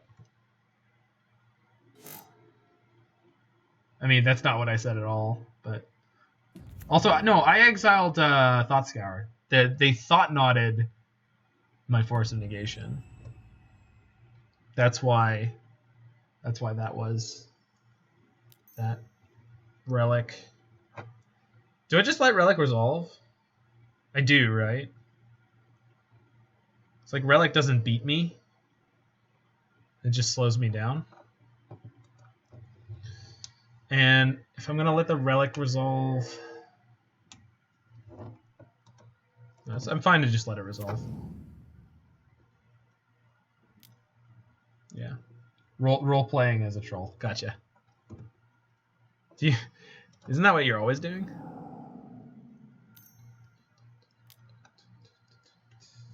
Okay. The Matter Reshaper of Eldrazi Tron has arrived.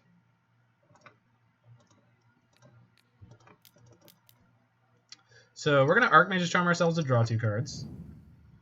I could brazenly borrow their Matter Reshaper and attempt to reset my Archmage's Charm, but I think I'm okay to take 3 for now. So I think what we're going to do...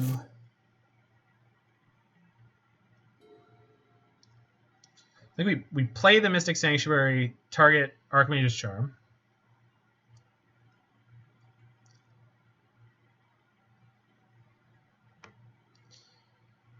Or I can Ren and 6 to get this whole ball rolling.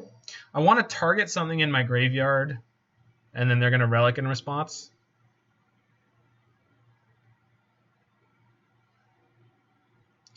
think getting this Archmage's Charm going. Richard Cut. Oh, sure. I don't know Richard Cut. It looks like something that is timeoutable, but I think we're just going to wait on that now because I'm in the middle of a pretty intense little game. If you are, yeah, you didn't have to do that, but Richard, if you were serious about that, feel free to private message me on YouTube.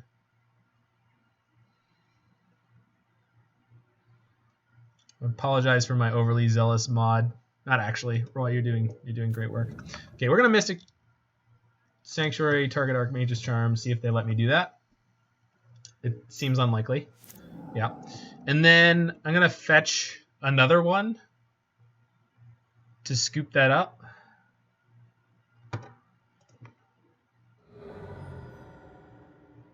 Which means I don't have a fetch for Wrenn and 6 this turn. So I don't need to play Wrenn and 6 this turn.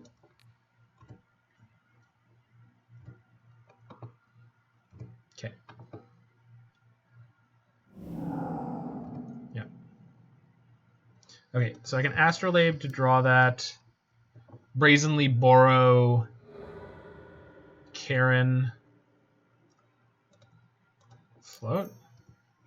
Okay. Yes. What? Why did they just put a card in my graveyard? I don't. Oh, it made me shuffle. Right, of course. Oh, of course. God, sometimes I'm really slow. Really good play from the opponent there. I can play Uro this turn, but I can't also escape it. But I do have Brazen Borrower for whatever they get next with Karn. So let's play the Uro.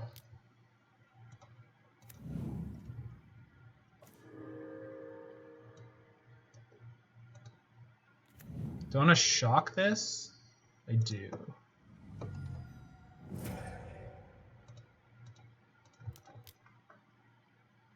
Man, this turn was friggin' intense. Yeah. I didn't remember they could GQ me. I totally was off my radar. I cannot cast this Icefang Coatl.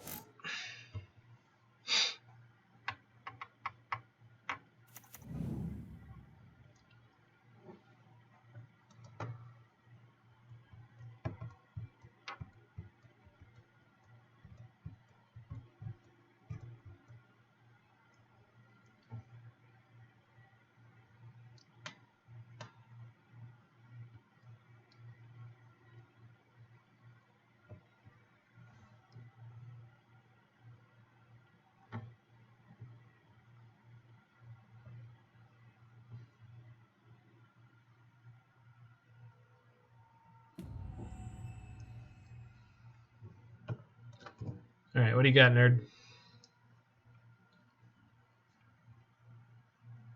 Mystic Forge. Yeah, that's a good card. Okay.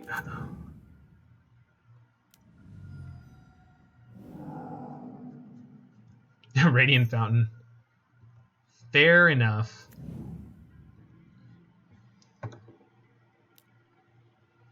Okay, do I just borrow this? I'm pretty sure I do, because they don't have the mana to recast it this turn. Get out of here, nerd. And I got Borrower on deck to try to deal with Karen. I can ping Karn to remove his ability to wish. Okay, so we're going to Ice Fang first. See if I can't hit a Cryptic. I have one more Mystic Sanctuary in my deck, right? I haven't lost it? I haven't lost it. Good. Okay, so we're going to Thought Scour ourselves. Yes? Now? Yes. Drew a Bolt. Bolt will deal with Karn right now. Then I can Misty and escape Uro? Yeah, cool. Yeah, think we got it. Pretty good line, I thought. Yeah. Or I could recur my Field of Ruin.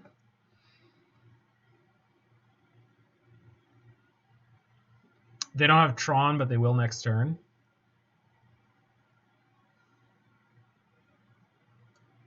Which one's better? Have I lost a field yet? I think I did, right? No, I haven't lost a field. I think getting Uro into play is pretty sick. So he's going to kill Ren 6. I wonder why he didn't. Do you think it means anything? How did they kill Ren 6 there?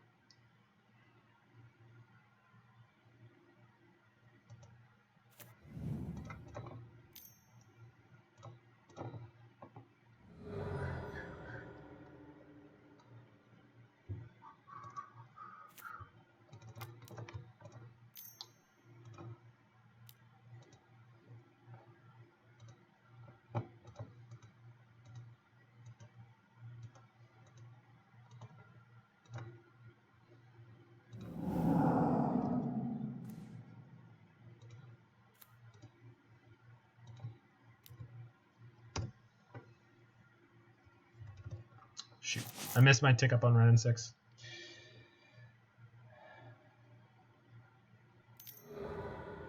Oh, animate the stone again? But they wanted to wish for Mystic Forge. Killing Ren 6 is not anywhere near as powerful, I don't think. Is this All's Dust? Crap! That is so good. Oh.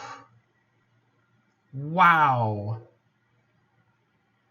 Oh. Yeah, that's fine. Not great, but fine. Literally the first card I draw? Really? Sure. Oh my god. Why do they play All Is Dust again? They were not playing All Is Dust for so freaking long. Another Karn. Gross. Oof. Yeah. If they get Walking Ballista, I think we're just done.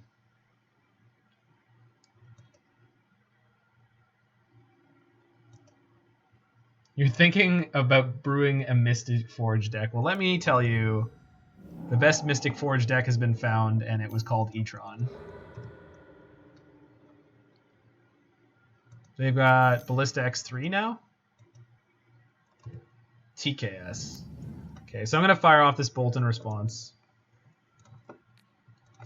Because I want it in my graveyard.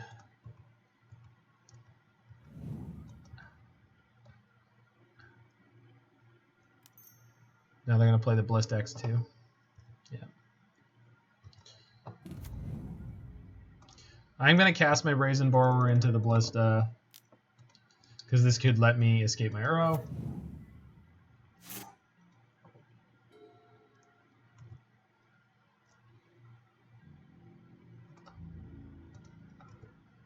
Get him! Ah! Shoot, they figured it out. Oh, they had to dismember. Do I counter this? Counterbounce Mystic Sanctuary? I might as well, right?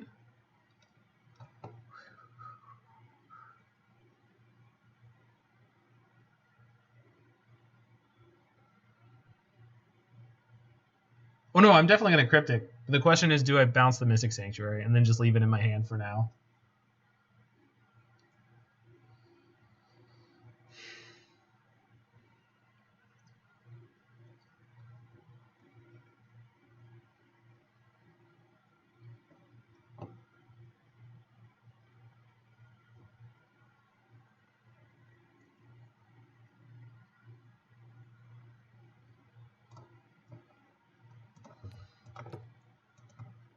All right, I'm going to take the line that was my instinct here, and we'll see if it's...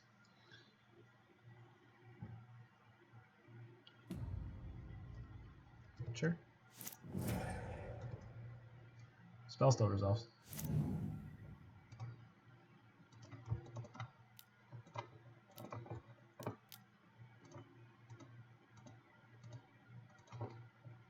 How much can they crank their Ballista, though? It's a lot, right?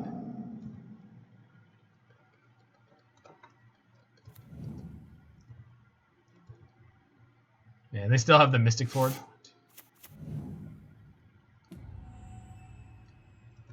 They have 15 mana. They can almost just get Ballista big enough to beat my Uro. They fetch Bridge. Sure.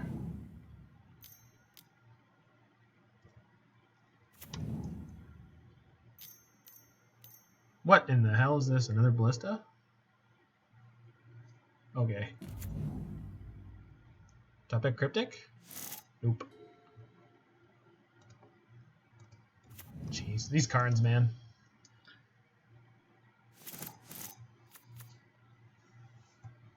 Got a bunch of people up in here. Maybe we are going to play a second game or a second match, second league tonight. Although we might be suffering our first defeat here. Upkeep Crank and kill Uro. Sure. What? Sure. Yeah, we could just scoop here, honestly. Oops. I was supposed to charm myself before combat. It's not going to matter because yeah, we can't beat this, and we're basically dead already.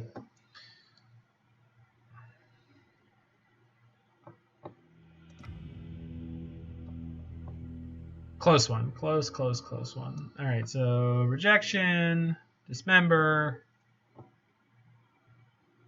That's probably about it. Summary dismissal? No. All his dust is not uncounterable. Although I guess summary dismissal beats an uncounterable Eldrazi. Off of Cavern.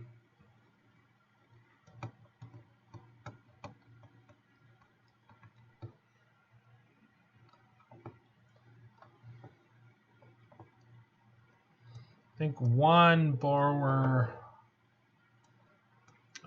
maybe a couple of bolts. Bolt is not great here.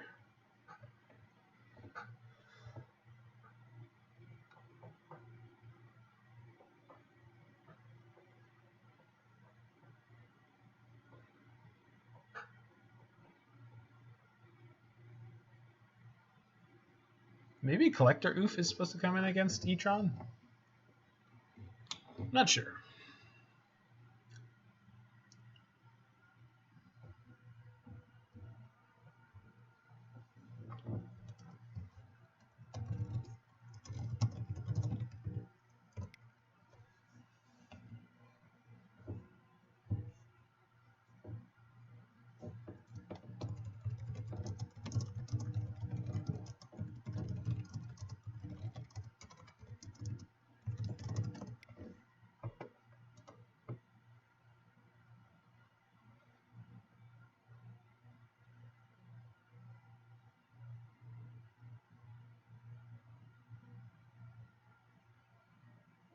Okay, I think we're good like this.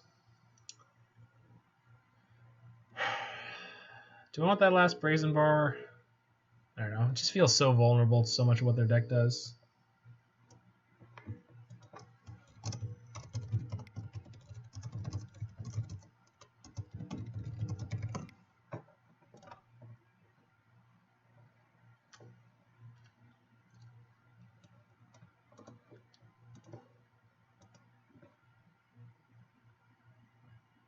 Streams as well. Okay, that makes sense.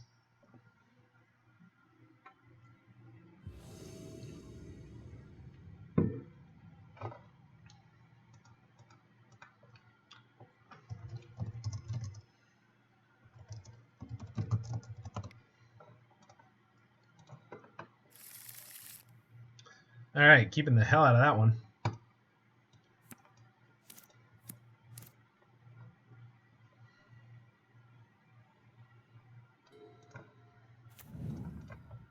Okay, we're going to have to pick up the pace, in the words of the great Teferi.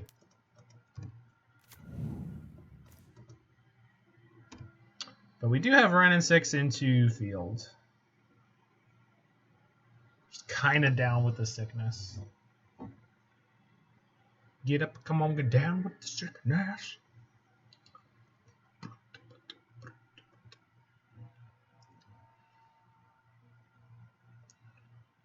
All right, what do you got, nerd? They kept their 7. I wonder if they accidentally didn't, or if they're just talking over some really decision-dense early turn.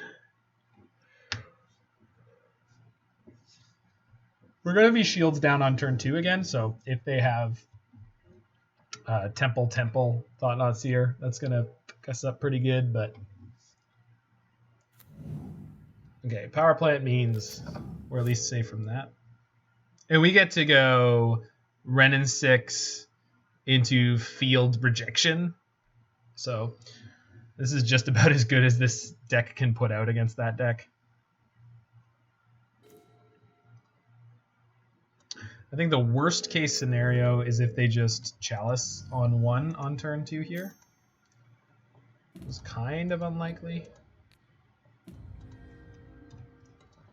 And even that is not so bad. Hand's gross. It could be. Okay. That is not a Chalice on 1. Good.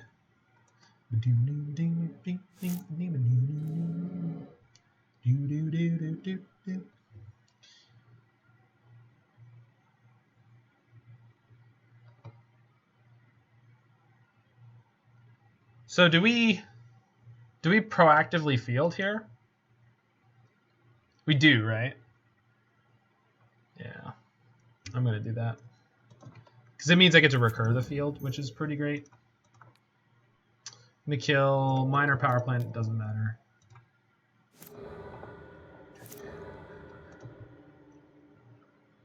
And we're going to be able to start waste landing them pretty soon.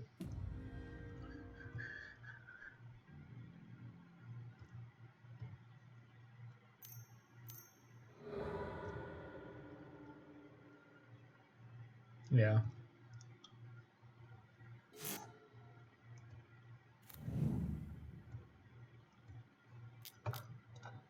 Sorry, friend.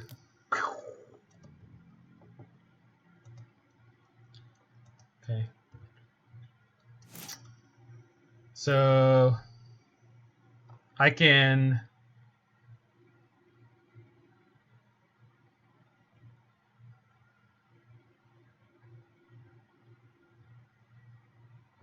I Mystic Sanctuary and field this turn? I can't. If I field, because I need to play the Uro to do that.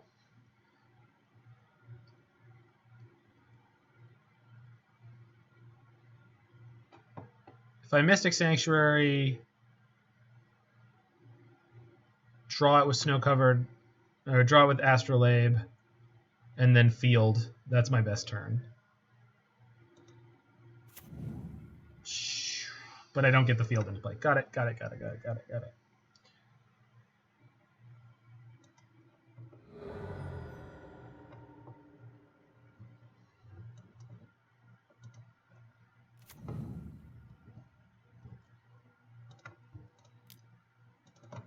Yeah, we won't have the mana to field here. And I should have left one of my snow-covered lands up, but that's okay. We're going to be fine.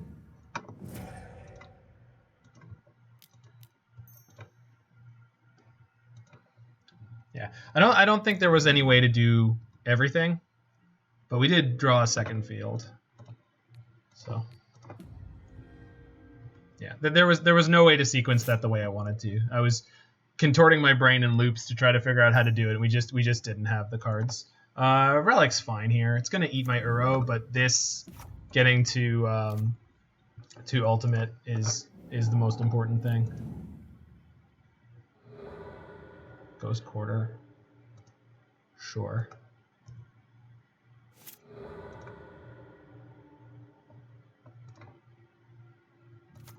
What they didn't know, and never will, is there was another field waiting. All right. We're good here? We're good here. So let's try to pick up our field first. They're going to fizzle this. Yep. Then we play the surprise field from hand. Kill the power plant.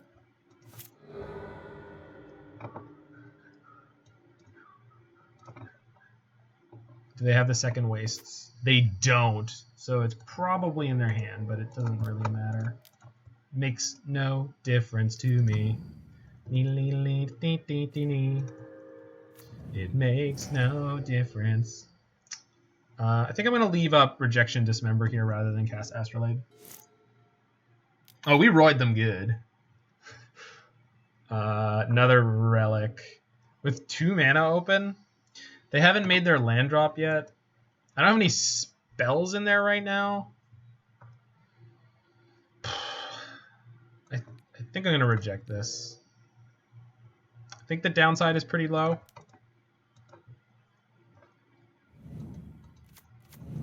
Land, but no play. Yeah.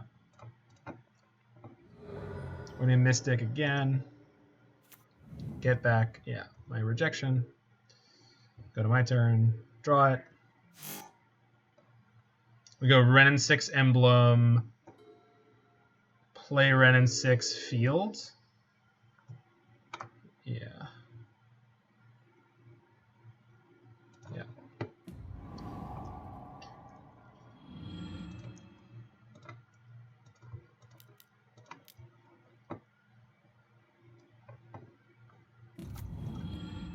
Opponent you've never played against a wasteland lock like this before.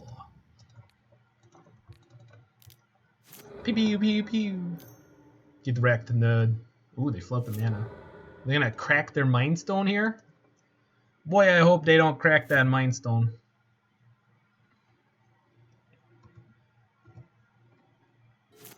We did in fact Roy them. Map, sure. Radiant Fountain, also sure. Okay. So we're basically taking them down a land every single turn here. And I have backup rejections.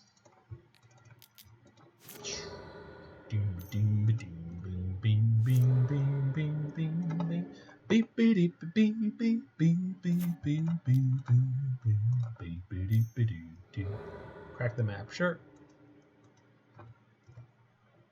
Cavern. Cavern's a good land.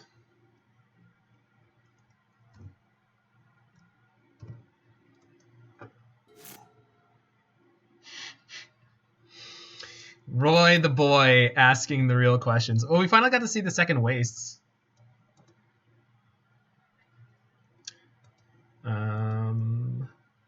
Yeah, we're good here.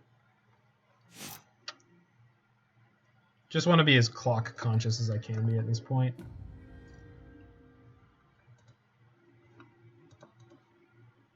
So we're out of basics in our deck as well, but it's not as significant from our side.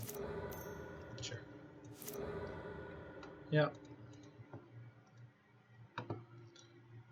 All business, baby.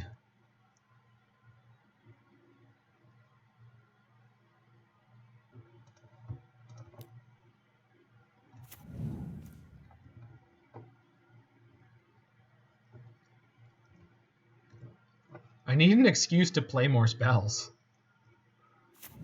Temple, sure. Karen, thank you. I have Renin 6 Emblem and Cryptic Command. Dear opponent, would you like to continue playing? Okay, Thought Scour is awesome. So we get to go field, play field, field yeah. Thought Scour myself. Cast Arrow.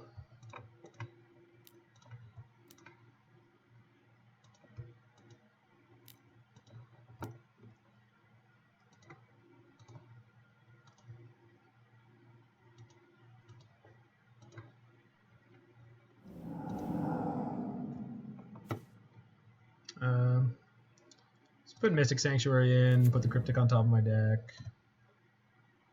Cool. All right. Your move. Ghost Quarter. You maniac. Rejection? I've got more. Okay.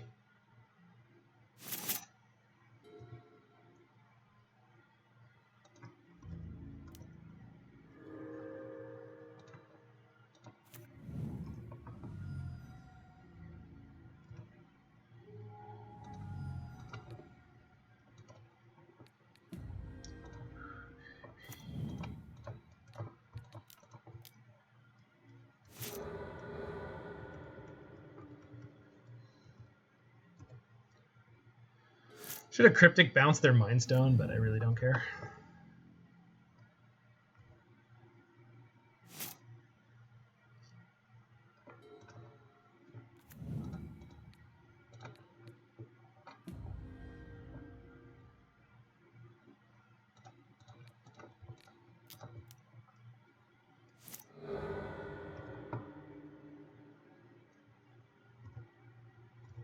Ah, no!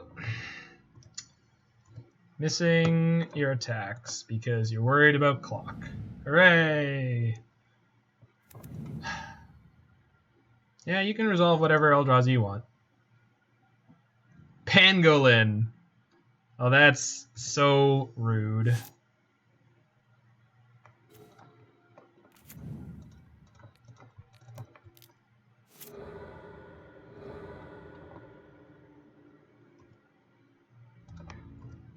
So they're literally just clocking me here, which I do not appreciate.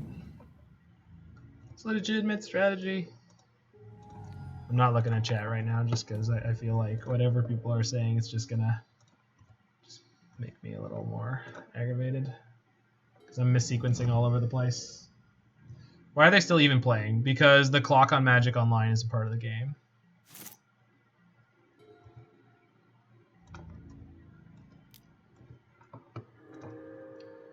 You can't slow play on Magic Online.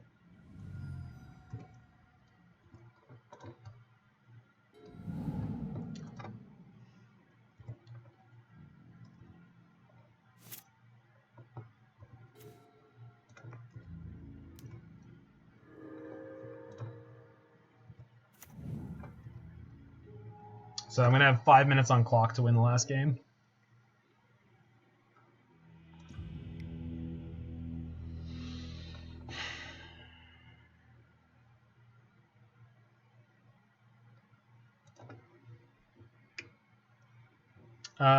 I don't need to sideboard. I'm gonna kick the client really quick. Just because we are a chunk into this league, and Moto's getting a little chonky. Yeah, I understand.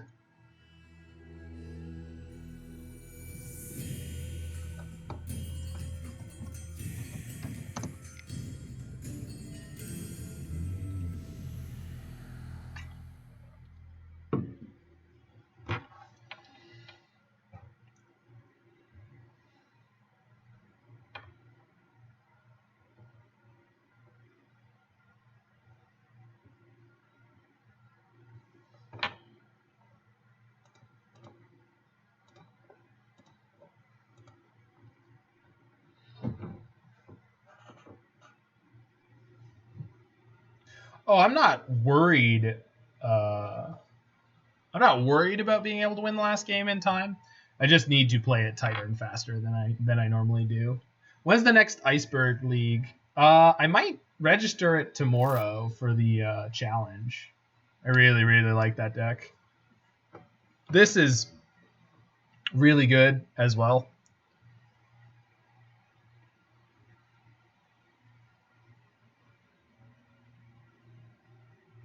Nice. This one, so the difference in positioning between Iceberg and then this deck is a little softer, quote unquote, to Etron, but theoretically the Iceberg deck is softer to both the Gruul land destruction deck. I mean, yeah, so far. I mean, that's just on the sample size of these games. All right, we're going to keep this one. It's not the best hand I've ever seen, but we're going to keep this. Hopefully we don't get turned to Chaliced. I mean, we'll survive it, but an opponent gets to keep their 7 too. Man, this opponent is very, very lucky with their Etron draws.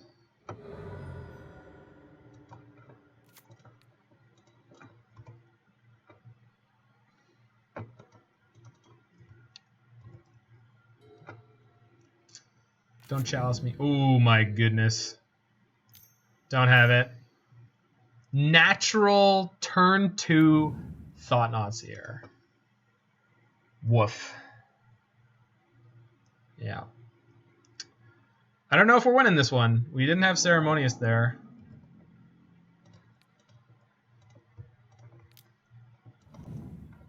Force.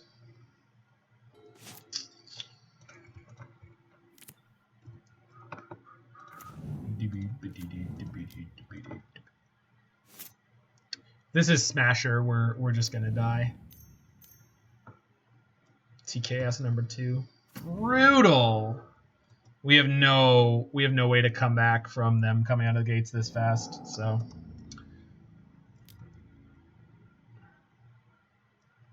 I mean, maybe. The problem is the line. I should have played the field there.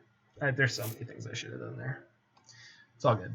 I'm gonna try to untilt and try to win this game, but they're on 5 cards in hand. Like, they didn't take any mulls for this. They haven't used any resources to get here. They just natural drew temple.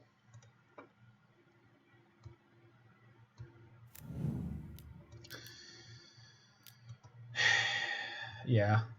I don't know. I think we're toast here. This is too much too fast for any of these decks. It's okay.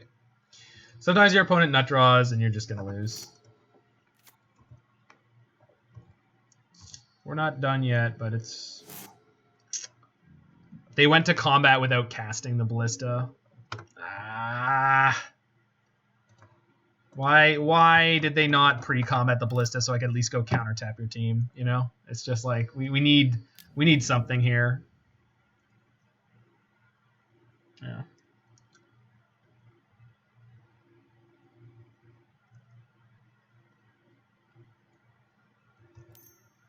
And they get Tron here, and then they have 5. They can play Ballista X2 if they want. Check-in Bolt. Jeez. Oh.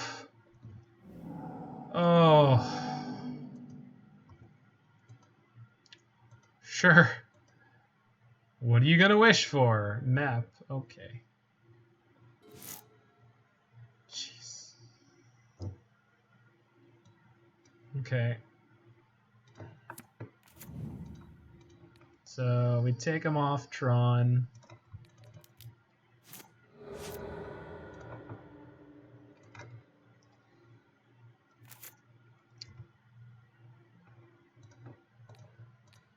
Kill a Karn.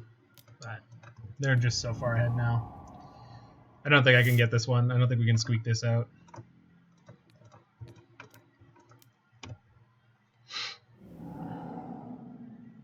Yeah. I don't know. We have to draw another Cryptic, and we have to draw it right now because they could just. What is this? Ballista X3. Oh yeah, we are just dead. Of course we are.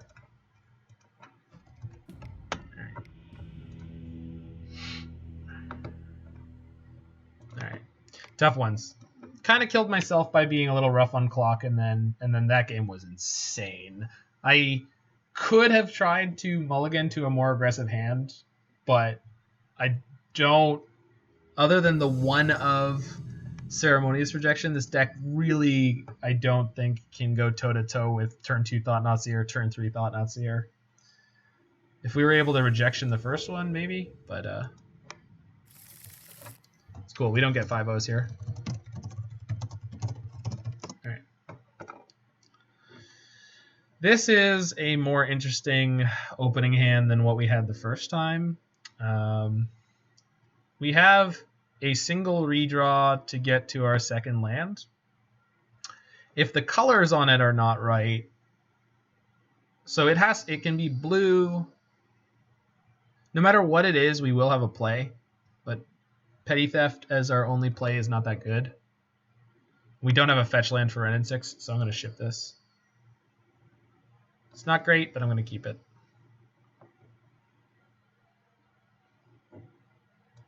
Bottoming Steam Vents. Steam Vents?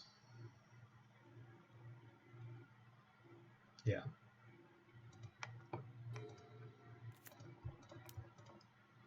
This means on turn 2 we can fetch, tap land, and bolt. Or not. Cavern on human? Sliver. Man, what is with the sliver decks this last little while? It's been wild. It's come up a bunch of times.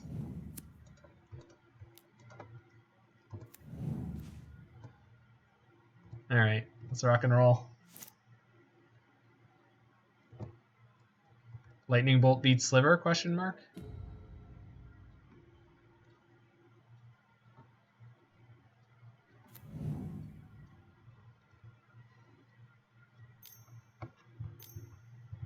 Not Mariner, please. Damn it.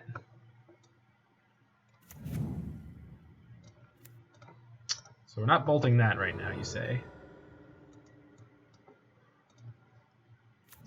And field does not work here yet. So we're going to tap steam vents, pass the turn. Yeah. No card. Okay. Suppose I should have killed this because they could drop a second Mariner in. The second Mariner will double tax my bolt. No, that doesn't work. That doesn't work. That's not how that trigger works. Cloud Shredder, sure.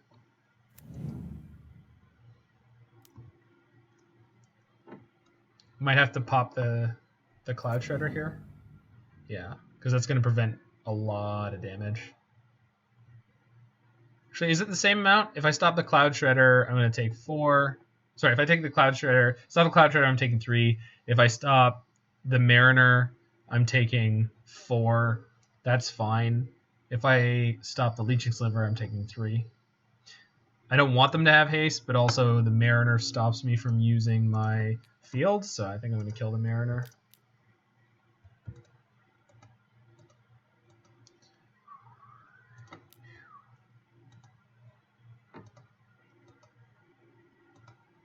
Yeah.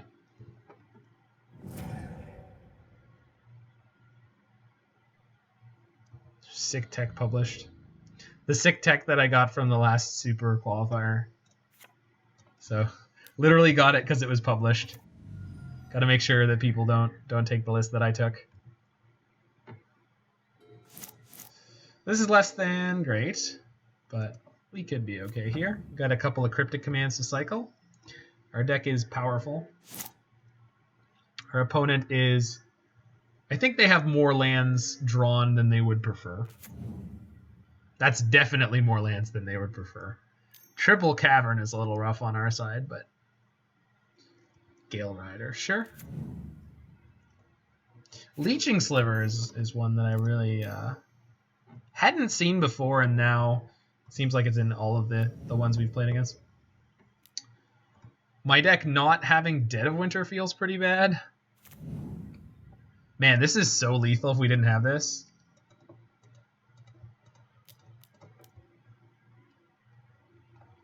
This 15? Yeah. That is completely, legitimately lethal. Let's draw a fetch land if we want to draw another land. Force is okay. Archmage's Charm is not good enough. This kind of sliver deck doesn't normally play any of the 5-drops. They're all 1s and 2s, almost always.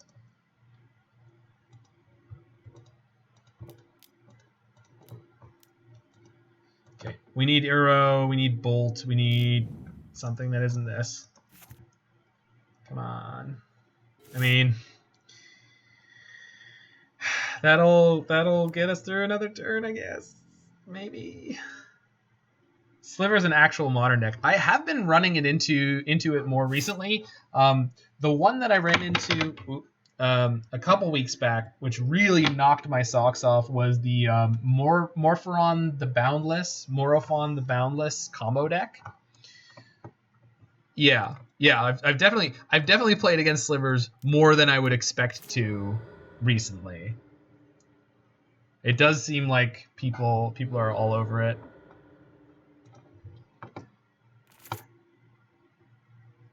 Yeah. Morophon. There you go. Morophon the Boundless. So there's a combo deck with Morophon the Boundless because he makes Sliver Hive Lord and the first Sliver costs 0. Okay. So Thought Scour myself first. Didn't hit Uro. I hit a fetch land. The fetch can reset my Cryptic. I can Archmage Charm to steal one of their slivers.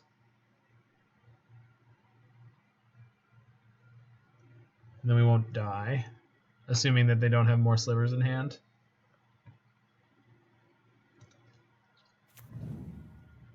So we'll see what they've got here.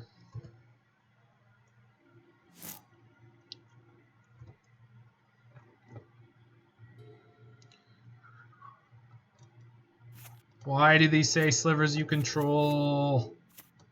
Why? All right.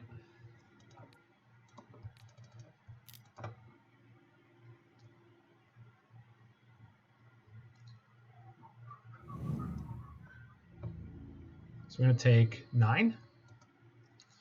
Not bad. .jpg. Whoa! Oh, there's 2 leeching slivers. Oh, we're almost dead. Are we dead? Crap. Oh, I totally forgot that there were 2 leeching slivers. We're going to go to 1, so I can't reset my Cryptic. Oh my god, that sucks. So we have to top deck an Uro. That's the only chance. Super.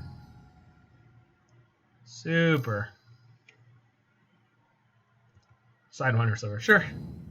Slivers have flanking. Okay. Or I guess I could hit the last Cryptic. In theory. Ice Fang means this is all too slow. I can't believe we didn't hit an Uro or a Crypt or yeah, we didn't hit an Uro in all of this. This deck is playing 4 Uros. All right. Well, it's cool. We'll get the best of 3 here. I assume.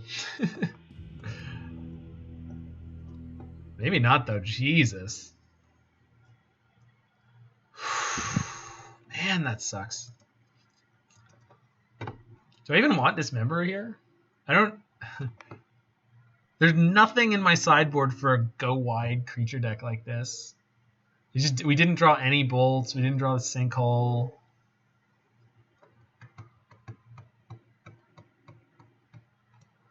I guess Dismember is okay. Better than Force of Negation? Is there anything else that's better than Force of Negation? Possibly an Aether Gust?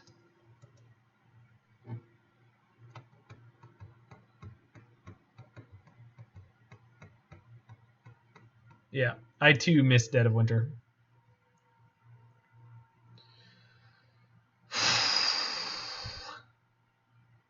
I guess I could play Collector Oof to beat their Vial. I don't think that's worth doing. I think we're good here. Just really unfortunate game because we didn't have Renin 6. We didn't have anything going on there. We just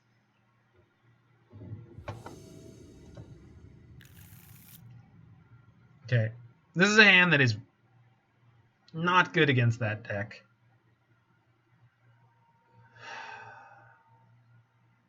But it's got stuff going on, so I'm going to keep it. I just find it really hard to throw this back.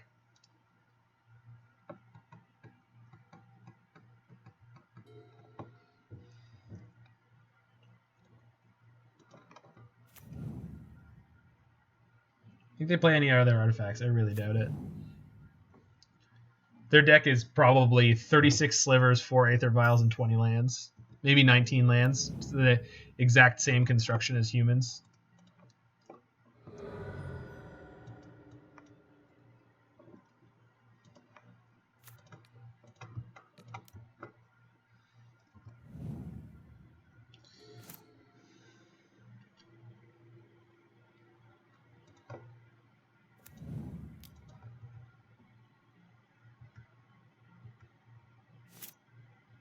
all in the sideboard, right? And none of which have activated abilities.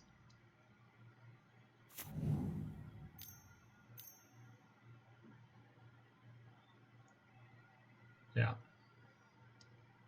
Hey! Right on. I'm pretty happy to see that, actually, because that means they're going to go way slower.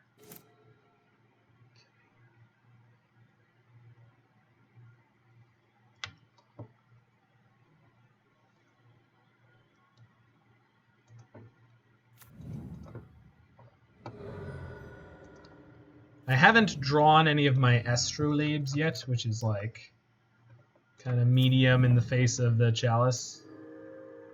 But do I want to reset any of the cards in my graveyard? Probably the Thoughts. Not the Thought Scour. Whoops. All right. So I was supposed to put the Misty in there. Chalice doesn't hurt if they have Cavern and or if they have Aether Vial.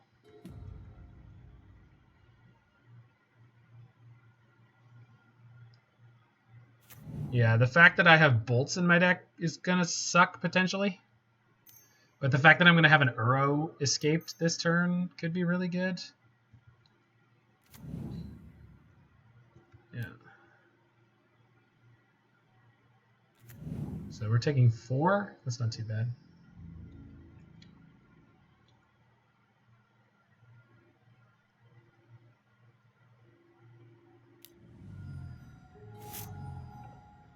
So last game, we could not sell our lives to get an Uro. In this game, they're just showing up in clumps. Which is just like I like it. I also realized I could have fielded to get my forest there. So I really should have done that.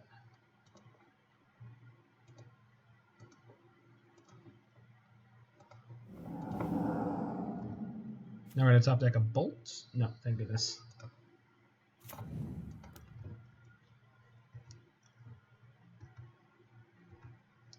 right, here's my 6/6. What do you got?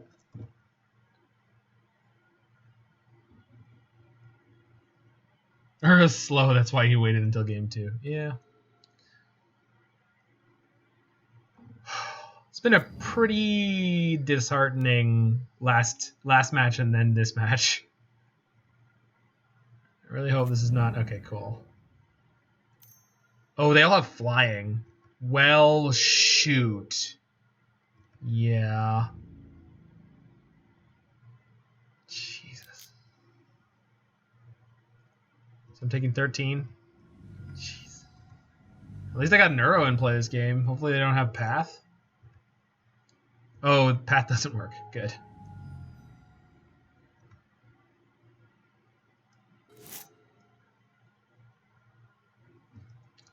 And with Uro, we have Cryptic Lock. Yeah. So let's play Field. Kill their Mutavault.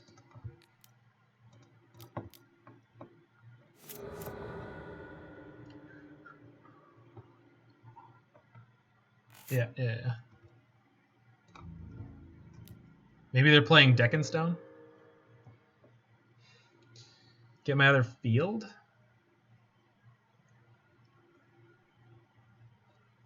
Guess I could play Delta to use my draw step for the Cryptic. Sure. Okay, we should be okay from here. Crack Sunbake, sure.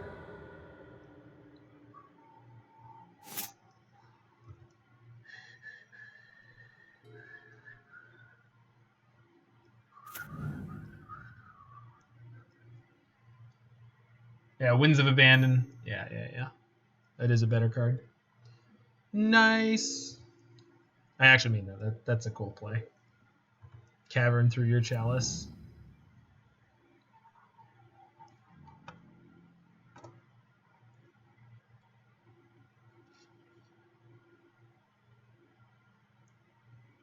So we're gonna bounce our Mystic. They don't have a GQ or a field.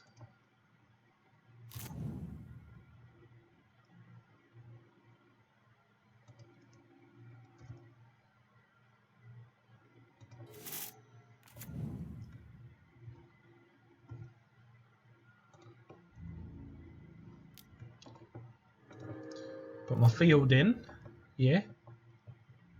Crack through. Field their cavern. I got a borrower if I need it. Just kind of neat.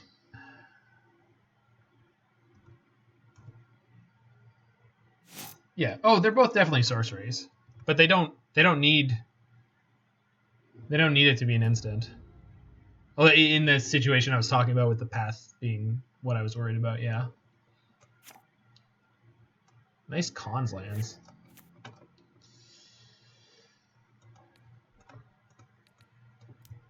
All right.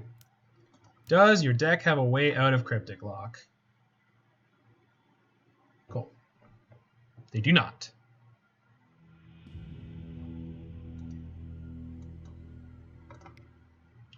All right, we just got to get one more here. One more here. No. I knew that. I knew I wasn't playing the Astrolabe. I understand that I frequently make those misplays, but...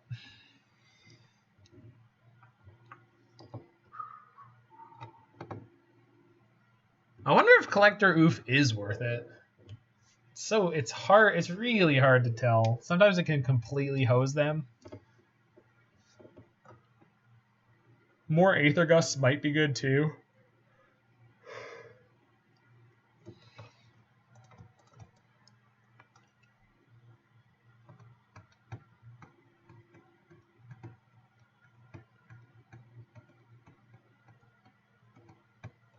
Be back in 2 seconds, then we'll figure this out.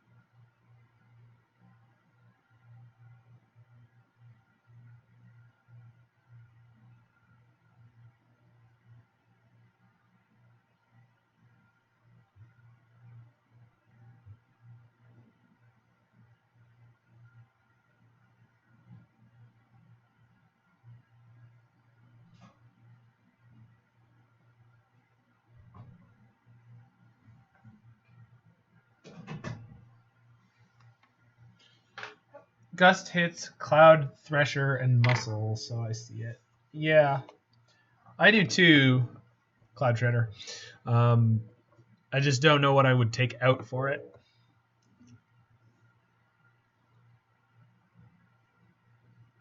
No, I mean, I didn't even need to. But the question is, what do we take out? I feel like a Thought Scour.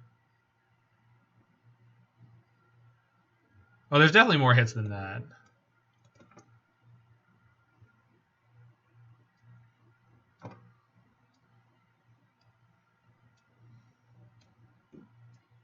Thought Scour. They can cut one Astrolabe in the face of the Chalice. You just do it like that. Let's just do it like this.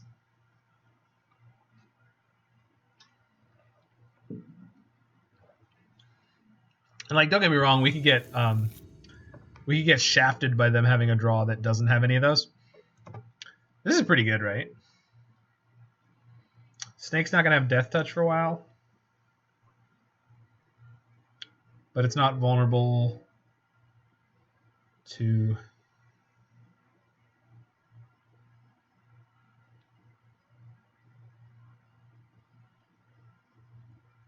Okay. Vindicate Sliver? That seems pretty terrifying.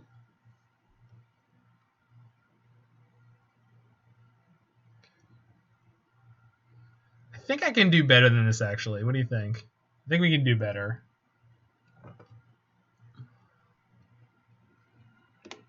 Double Uro makes me unhappy here. Yeah. I think I want a Bolt or a Ren 6. Uncastable Ren 6. But Dismember, Quaddle. Okay. I think this is like a reluctant keep, but I think this one's a keep. I think we bottom. I think we bottom the Brazen Borer. Or the Astrolabe. I guess we don't have a fetch land. But I've got 11? No, 9. 9 or 11? I think it's 9.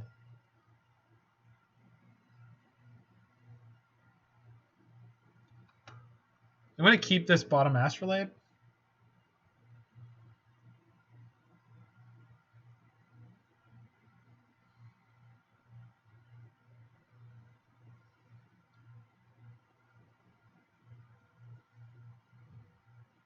Keep Astrolabe. Yeah, but we can't cast it.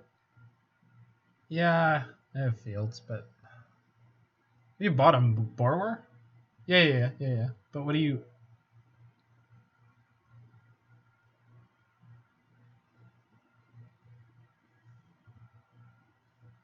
Yeah. Alright. Feels bad, but alright. Let's see if we do nothing this game. Cavern. Okay. Gale Rider? Okay.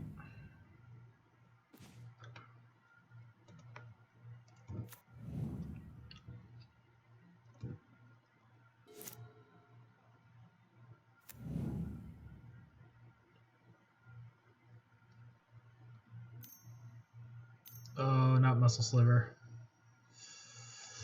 Or Predatory Sliver.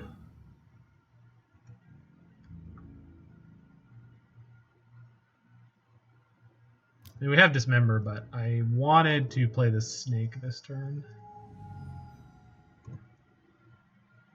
Okay.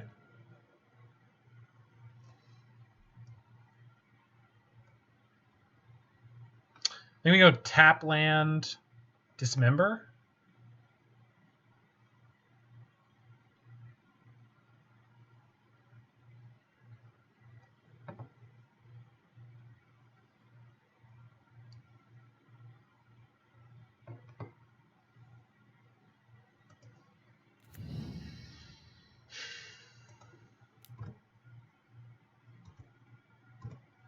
We'll see what they have here. Necrotic Sliver or Cloud Shredder would be fine. Another Predatory Sliver or Sinew Sliver would be the best from their side. Cloud Shredder? Sure. So we're going to take 2. Plus the 4 from Dismember. Literally, I believe we've literally drawn 0 Lightning Bolts in this entire match. We have 4 in the deck. Yeah. Oh, and now we can Astrolabe, Ren 6 Ping, which buys us a lot of time.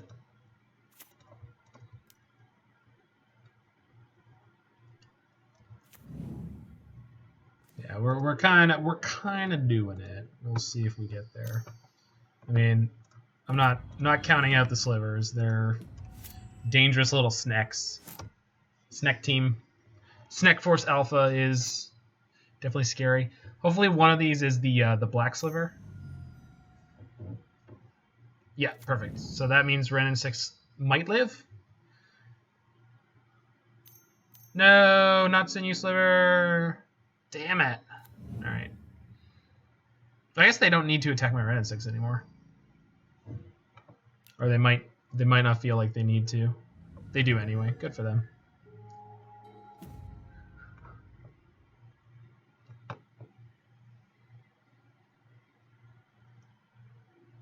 Okay, we probably have to Cryptic this turn, and then hope we draw a Lightning Bolt or similar. They're a little flooded, which is nice, but they might pop their silent clearing here. Yeah, Death Touch will be on next turn. That's definitely... No, it's on now. Field and Snack. You're probably in the past. Yep.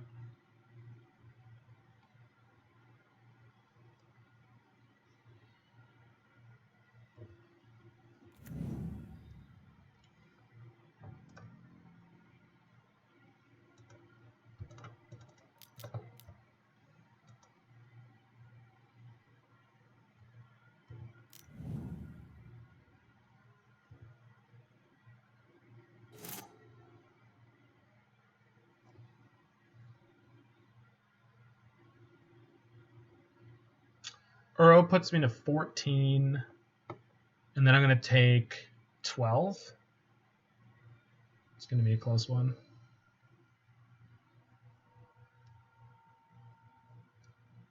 But if we make it through the next turn, we're in pretty good shape. Their slivers don't have haste right now, so...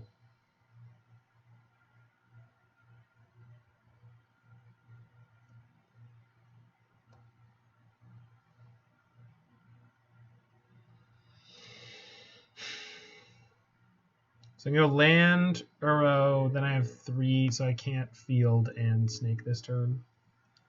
So I think we're just going land, Uro, drop in the Tarn. And then Tarn is going to get back Cryptic for my draw step. Okay. So assuming that they don't put in a Hasty Sliver here or one that increases their power, we'll be okay. Flanking Sliver will stop my Ice Fang from trading, but that's not really the end of the world. So take 4, 5, 6, 7, 8, 9. Oh, we're going to take 13. Shoot! Damn it. This Leeching Sliver is so freaking good. Woof. Yeah.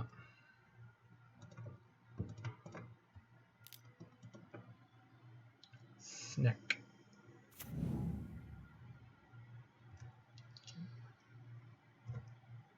I mean, this means we're going to be alive. If I'm going to kill any of their slivers, I guess I should kill the one that's giving me the most trouble.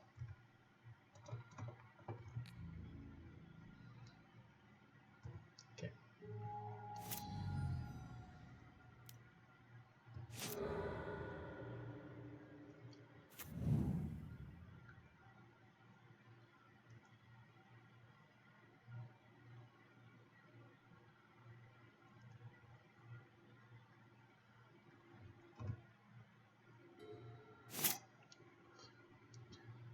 Okay, so Field is going to let me escape Uro next turn, and Uro is going to let me reset the Cryptic.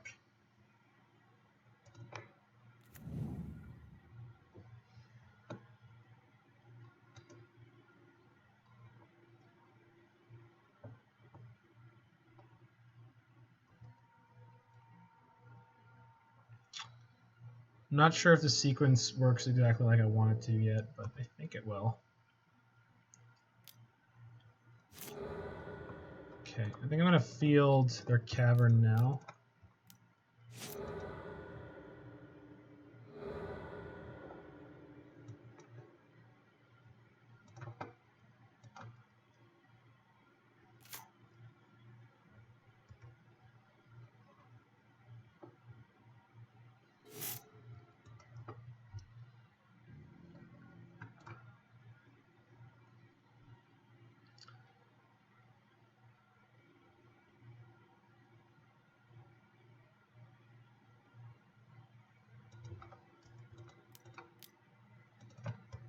Tap draw. I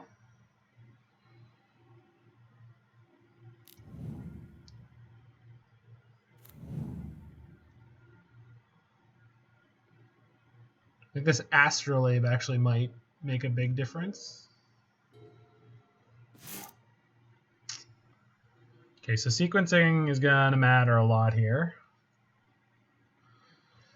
So I can make a land play, but I can't I can't put the Cryptic on top until after I've drawn with Uro. Actually, the Archmage's Charm to take their Gale Rider might be huge. That might be what I have to play instead of Cryptic this turn if I don't flip a land. Okay, got it. So green, green, blue, blue.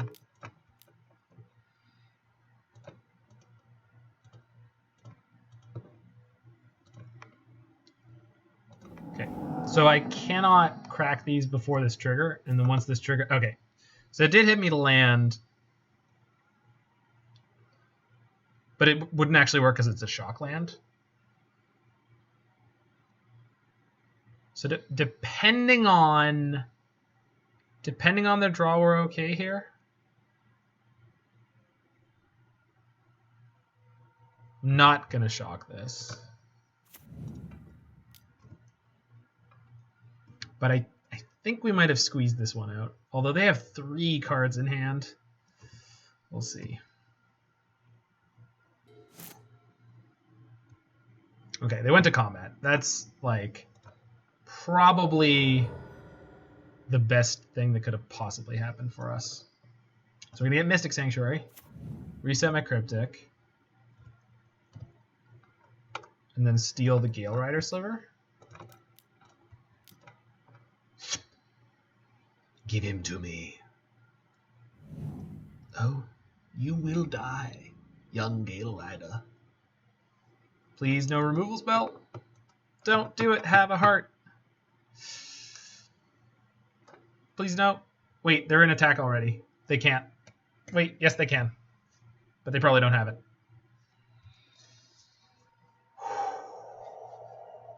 I got the jiggles. I got the sweats. I got the meat sweats. Wait, these aren't the meat sweats. I got the pressure. Pressure feels good. Feel alive.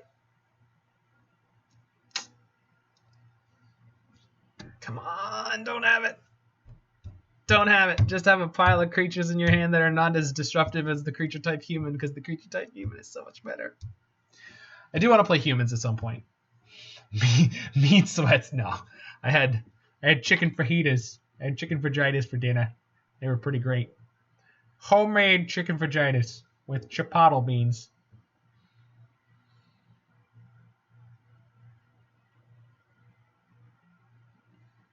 Did we make it? Oh my god, we made it. All right. So, reset charm. I guess I don't.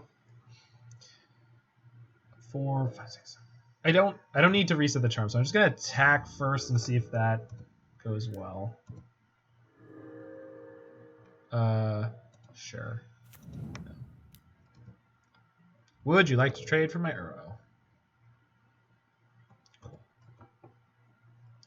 So now that we've gained the life, let's go get my last Mystic Sanctuary, put the Cryptic on top, play this Astrolabe, and draw the card. Alright, should be good.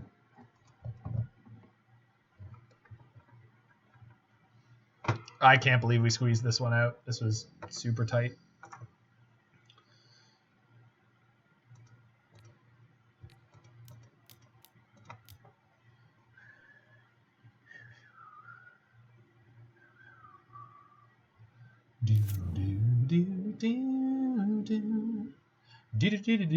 And they scooped. Oh, we did it! 4-1, and the brutal loss to E-Tron is the only reason that we didn't 5-0 it. So, yeah, this is either this deck or 4-color Iceberg are my picks for what I will play tomorrow in the MTGO Challenge. We got 6 people here. It's a beautiful Friday night.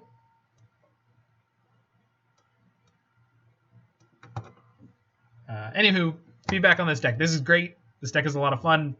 This core is the core of Ice Fang, Quaddle, and Ren 6, Cryptic Command, and Mystic Sanctuary is one of my favorite things to do in Modern right now. If it's not this, it's Cryptic Command with Urza. So not my version, but the actual the Temur Urza. So between these two decks, I have some really strong choices for tomorrow, and or the 4-color Iceberg list. In terms of this one, the Magmatic Sinkhole never came up, but I'm sure it's pretty good. Are you going to customize your sideboard on stream? Not sure what you mean. In terms of the sideboard on this one, like it just felt a little weird. Like we never ran into Urza, so I don't know about Collector Oof. Ashiok was great against the Titan deck early on in the league. Ravenous Trap is very strange, but I'm sure it's very, very good against Dredge if and when you draw it. Surgical Extraction was a little odd, but again, we didn't run into an opposing Uro deck or a Kroxa deck. I might want to move around some of the cards on the sideboard. I don't understand this Summary Dismissal, really. I would assume this is for Mono Green Tron. I'm not sure what else. Maybe Storm. But I think if you want to play against Storm, you just play maybe Damping Sphere, some permanent based hate. Plus the Ashiok is pretty good. So, glad we bottom Borrower and not Lave. Yeah, it worked out nicely, huh? Brazen Borrower, really good in the Cryptic Lock archetype. Really like that one. And this core of Force of Negation, Archmage's Charm, and Cryptic seems real good. One of the nice things about Iceberg, though, we didn't face the Gruul deck. What is it? Gruul Utopia is what it's called on MTG Top 8. I think this deck has a simultaneously better and worse matchup there. It's better because it's got things like Dead of Winter and a lot of basics. It's worse because it doesn't have any lightning bolts, but you do have to draw the lightning bolts, and it's got fatal pushes coming out of the sideboard, so I'm not exactly sure what I'm going to register tomorrow. It could be Iceberg because I just like it. Anywho, I think I am, in fact, going to sign off for the night, but I do want to thank everyone for joining along with me, and then tomorrow morning we'll be back at 11 a.m., so that is 12 and a half hours from now to play in the MTGO Challenge. So I hope I see some or all of you there, and you have yourselves a very wonderful evening. Anyone watching this on YouTube, hit that like button, smash that subscribe button. Check out the Twitch stream, and those on Twitch, you Twitchy people, Twitchers. Yeah, we'll see you at 11 a.m. You wonderful Twitchy people, check out the YouTube. There's lots and lots of great videos there of all sorts of wonderful decks. Until then, I am Zach, Mana Symbol Ryle, and this has been a wonderful stream with all. So have a good one.